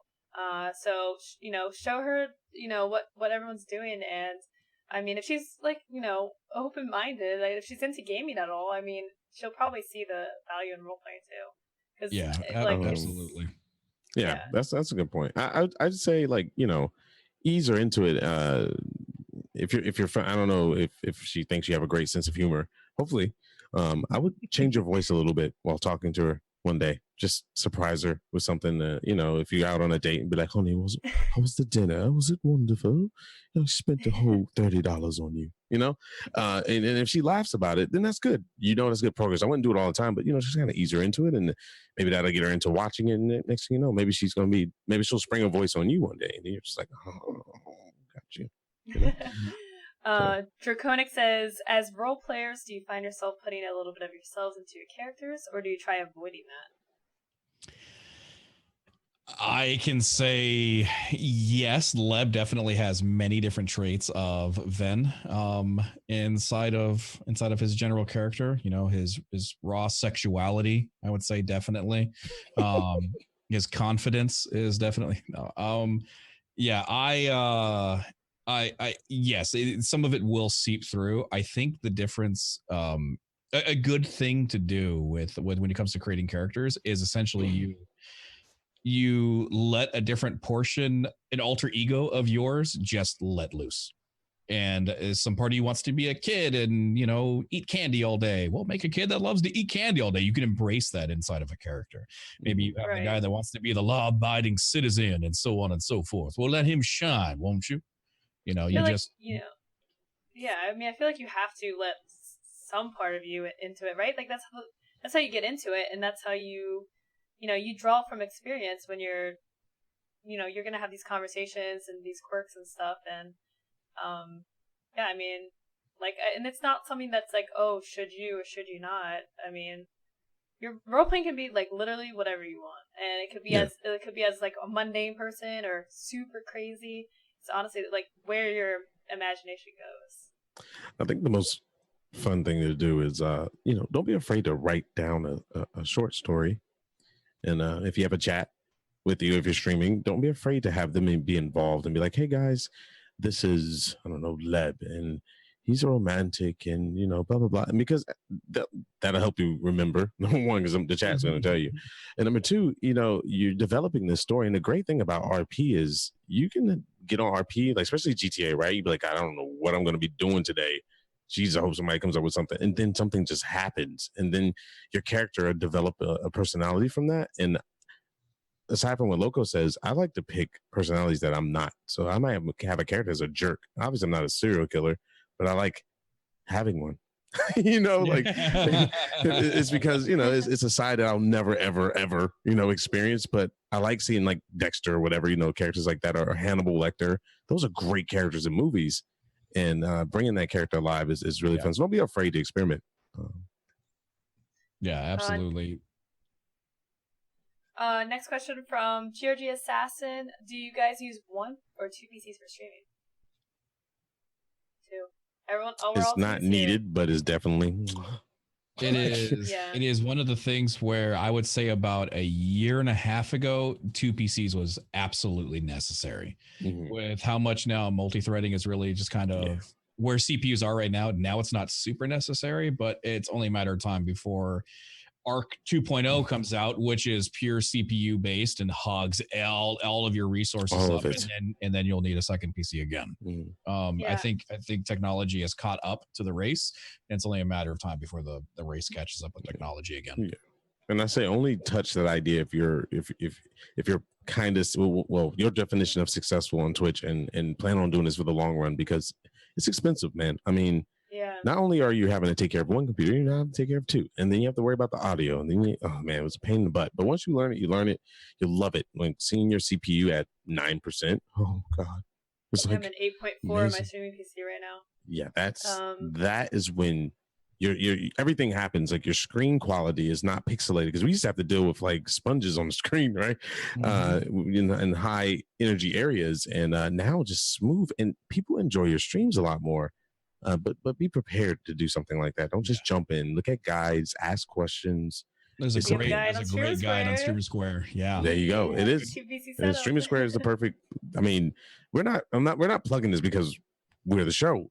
It's Loco has done something, and she's always been that way. I remember when we were all in the coalition and hosting wasn't even really a thing, and Loco was like, I found a way that we can benefit from helping each other's communities, and we were all jumping on MoveBot and finding ways to do it, and then hosting came a thing, and she's in it for you guys. I mean, it may sound cheesy, but that website is pretty amazing, and I didn't believe it. I'm sorry to say, I thought it was just one of those things. It was a fad until I saw her send me a video about reviews. And I was like, this is better than IGN. I mean, it's not hard to be better than IGN. But anyway, it's better than...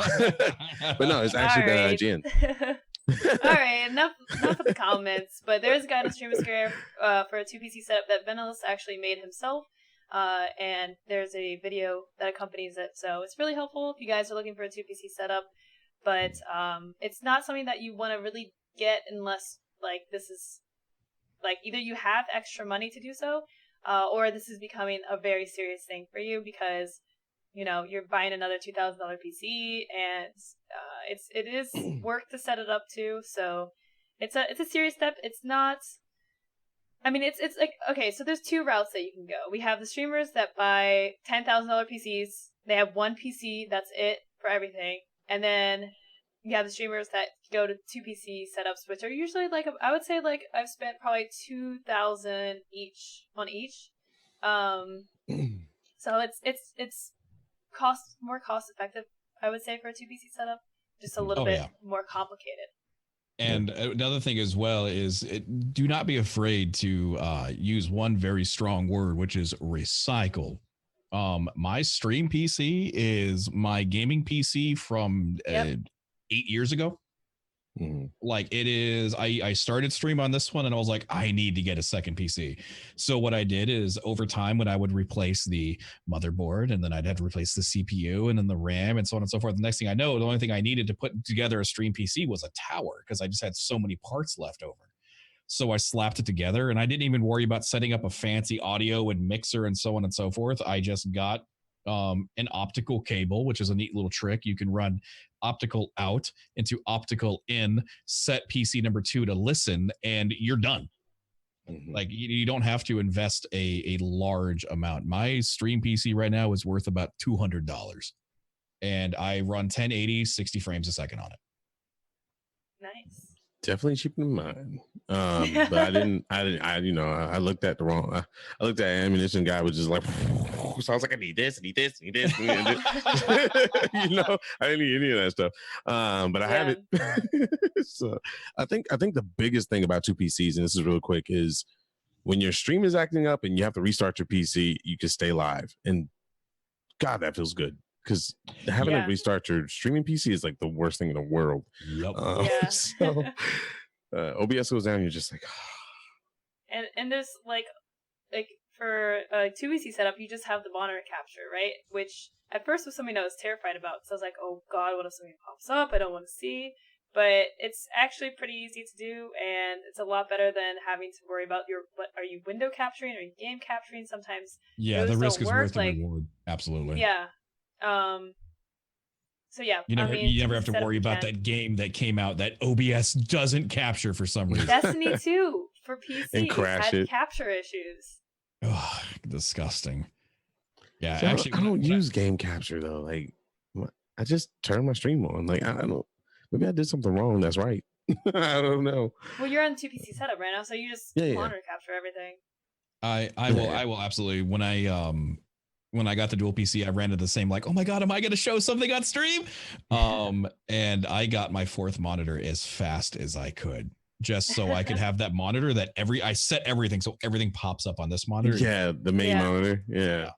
So I'm on one monitor for my gaming PC. I'm sorry, what? No. I'm on one monitor for my gaming PC, and I've had some. Yeah, get Sky game monitor. No. It's not the monitor. I have the monitor. It's the mount. I don't know what mount to get. Like, I bought the wrong mount. I have a goddamn $200 mount in there that I can't even use. Why? Because I listen to the wrong people. I listen to the people with money. I shouldn't have listened to them. Like, I was like, God, I'm sorry. Okay. You know what I did? I have a very nice 3-monitor stand, and the fourth monitor is up here. It's above. That's what I want. I want one stand that does it above, because these are good on the side. I just want one. I'm gonna send you a picture later of my monitor stand, which I was like, hey, birthday present, in-laws, what do you want? Give me a monitor stand. It doesn't matter what it is, as long as it's a VESA mount, doesn't matter. So they gave me one, and it didn't fit my post that's coming up. So I went down to Home Depot and I was like, hey, I need some PVC that shrinks this to this. What do you got? And he's like, I got you, fam. And he rigged something up, and now it's perfectly fine. Nice. So it's held on with PVC. All right. And it works. Next question. Our last question for the day is from Mystic Panda. For everybody, how has your streaming experience been from when you first started streaming to now? Ooh, that's a good question. Excellent. I don't want to talk about it. That's a good question. We'll let DJ start us off, I guess. God. Okay, I'll make it quick. Had a gaming headset, a Titan, the white one, that was made for like an Xbox One. I sounded like a girl. There was no bass. There was no pickup of my voice. I sounded like an absolute girl. I streamed from a laptop with a laptop camera. And the lighting, I had to position the blinds so that I get light in the room because the light wasn't picking up right because the camera was bad. It was on an Asus 17-inch gaming laptop, drop frames constantly. And I used to thank people for showing up, and I used to reread my messages 5 times a day. So where I'm at now, I mean, when we were rereading it, I thought somebody new came in the chat, but it was the same person, kept reading the same question. Now, I'm in a very good position. We have some of those people that were there when I sounded like a girl are still here. And they asked me, when did I turn into a man? And, they do support me, and the support has been real. Like, they break me on every blue moon. They'll break me because it's just amazing to see people stick around your stream for that long, 30 months plus, whatever, and stay sub that long, and then just constantly feed you positivity and tell you can do it and believe in you. So I'm going to tell you, I do not regret any bit of this. The growing pains were real, but they were definitely worth it. It's a very well put thing. Same here. I was telling them I started streaming because I had 6 months paid leave from work and I had to have surgery. Nothing crazy invasive, don't worry. But yeah, so I was bored and wanted to do something and started playing League of Legends. I was a League of Legends streamer when I started. So really? Oh my gosh. Yeah. I started as a League streamer. And I started as a gold something or other, and I was like, you know what? I main a support, so I'm gonna show what it's like a support journey to Challenger. So I started streaming and I started having fun, and I nearly got to Challenger before I went on a huge losing streak and lost like 36 games in a row and tanked my elo. Jesus. And then from there I transitioned into variety, and we've been there ever since. Equipment wise, I had the Logitech. I had to use that that mic, and I had a very like $12 refurbished one webcam off of Amazon. And Stream has grown and changed over time to something that I can say that I do professionally for a living, and I'm damn proud of it. Want to be there one day. You are there. Stop with that. Oh, soon then. Close. Soon. Close. We're very close. Yeah. Loco. The story. I think it's like almost a rite of passage to start streaming with a terrible mic, because I also had a headset mic and it also sounded like absolute garbage. And I would say that the thing that I took most out of when I started streaming was, I mean, at first it was just like, it was just for fun, and I didn't have any expectations. I didn't go into it for money. I didn't go into it for it to be my job. I didn't have any expectations, but I did. What's the best way to put it? It's not that I took it seriously. I guess, I mean, we talked about this a bit last week, where I had like an overlay and everything and a bot set up and stuff like that. So I guess I just wanted to do it right, I guess, and have like that, make it the best experience possible. And obviously it ended up becoming a thing that I do full time now. And it's a lot of learning and a lot of, I was really naive when I started streaming. I didn't understand like the business side or like competitor side of things, and how things are, so a lot of snakes and stuff, and snakes. Yeah, that's a good way to put it. I guess that's what surprised me the most, and just learning like if I don't know what's like the best example. It's like if you ask being to the somebody city for to the first rate time, you, learning the etiquette. It's just like etiquette is the best way to put it. Like knowing that you shouldn't ask for raids or hosts or the anything. mannerism of one of the big growing pains I went through was the first 2 weeks I did like a 8-10 hour stream or something like that, and then I went into a co-stream afterwards, and mind you, I was day 1 Twitch, day 7 I was streaming, so I didn't learn any of the etiquette. I didn't know anything. And I was like, man, I just did a 10-hour stream. I don't know how you do it. And he was really friendly about it. And he was just like, good for you, man. That's good to hear. And I was just like, cool. And then it clicked for me like, did I just self-promo? I did. And so ever since then, I actually sent him a message. I'm sure he never read it, but I was just like, listen, I'm really sorry about that. That'll never happen again. I didn't realize until after I pressed send. I'm very new at this. Apologies. And so ever since then, I kind of have tried to follow the etiquette just by would I want someone else to do this in my stream. Yeah, and I think the interesting thing about how when we started, I feel like we had room to make mistakes and we had room to learn. Nowadays, Twitch is so it's savage. Saturated. It's so competitive.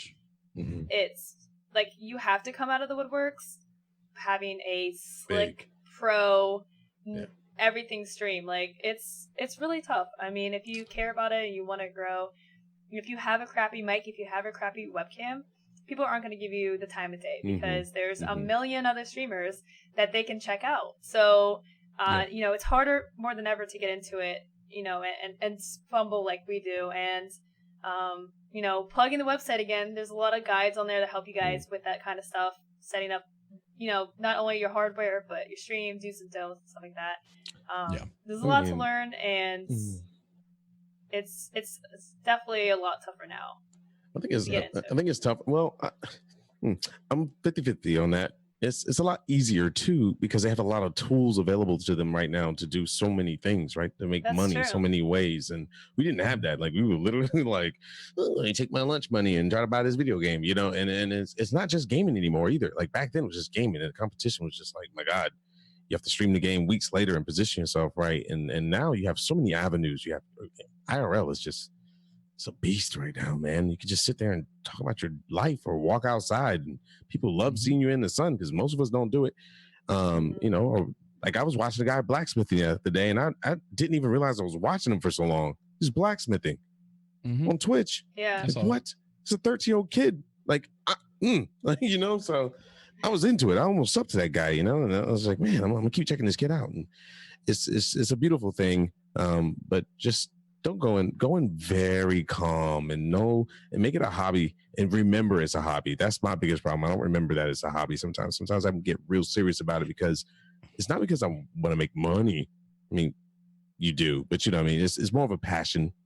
Yeah. And it's a thing about being over passionate. So find something you love to do and find a way to make money off of it. Absolutely. Be happy. That's the absolutely number passion. one. Find something that makes you happy, man. Yep. The biggest thing I would. Oh, go ahead.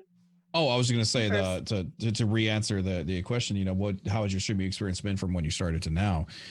Is when I started streaming and I decided 6 months into when my paid leave was up and I was like, okay, time to go back to work. I was like, no, I'm going to go full time. I'm going to do this right off the bat. I'm going to be crazy. And it from the first 6 months, the first year, it turned into everyone around me kind of, really? Are you sure? So now 3 years later, I can look them confidently back and say, yeah, I was sure. And I still am. That's amazing. Like that's the point you guys want to be at. Like I'm striving for that. And like I shared it. I'm not going to go on a big story, but like when you wake up and you're just like, I got to go to work. You're just like, that's when it's time to make a change, man. And like when I come home, I'm like happy, cheery, turn on the stream. I can't wait to see people. And, you know, and that's what it's all about for me. That happiness is something I want to attain, and we're getting there. And I'm very happy about it. Loco, so are you confident in doing what you're doing? Yeah, I mean, I love the space that I work in. It allows for creative freedom, and I love, like, I'm not dissatisfied with playing video games every single day, and I don't see myself doing that forever. I have this website that we're doing a talk show right now, and I have a lot more plans for just, like, doing different things and trying different forms of content on Twitch. Like, even if it's gaming related or not, I think there is just so much space for creativity, and I love innovating new ideas.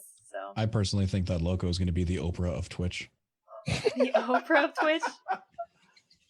I can see this. Yeah. What? Oh yeah. Today we have Venalis, and we're gonna give away everything. Yeah. I can totally see it. I was gonna say, do I get to give away cars to people? Because that'd be nice. Yo, I guarantee you, probably in 5 years, that's gonna be giveaways, man. Let me hit 20,000 subs to give away a Buick. All right. Oh yeah, I can see it. If you're getting 20,000 subs, you can afford to give away a Buick. At that point. Yeah, I guess so, right? Ooh. But anyway, well, that's gonna conclude it. We're done with the questions. Yep, that's it for us. All right. Well, I hope you guys enjoyed this show. Thank you for hanging out with Stream Scene. We're here with Loco and DJ Tech Live and Venalis. I was gonna trip you up on that, but I decided not to. It's been an absolute pleasure having you here, man. Getting to know you on a different level is great, and definitely somebody you guys need to be checking out. And where can they find you, and what's your social media tags? You can find me at twitch.tv/Venalis. You can find me on Twitter at Venalis21, and you can find me 7 days a week, every day at 12:30 p.m. Central Standard Time. All right, Loco. Awesome. Where can I find you? Well, twitch.tv/Loco, and if you want to find me on Twitter, Loco2525, the numbers, !host and !guest will also give you these links. And you should check out the website, streamersquare.com, and this VOD will also be on YouTube as well. And that's also youtube.com/streamersquare. So if you guys want to catch this VOD or any of our past VODs or future videos from the stream scene, definitely make sure to give a follow on the YouTube. So, DJ? My name is DJ Tech Live. Stream 6 days a week, Tuesday through Sunday. The times are 7:30 to 2 during the week, and the weekends are pretty much anytime, all the time. You can find me on Twitter at DJ Tech Live, and we hope to see you at TwitchCon. Make sure you guys do come up to us and say something. Don't be shy, because we want to see your faces, and say hello. And definitely remember that Subtober is around. It definitely helps to, if you've been thinking about subbing to any of these wonderful people, now's the time to do it. Get your half off, or if you have Twitch Prime, make sure you jump on that as well. If you have Amazon Prime, link your account, free sub, get to know these people because they have incentives and amazing sub things. So definitely check it out. It's been an absolute pleasure here at the Stream Scene. Make sure you do look at streamsquare.com for more information and follow us all on Twitter. And thank you so much for being here and have a great night. Thank you guys. Raid. Take care. Lurker Raid. Lurker Raid.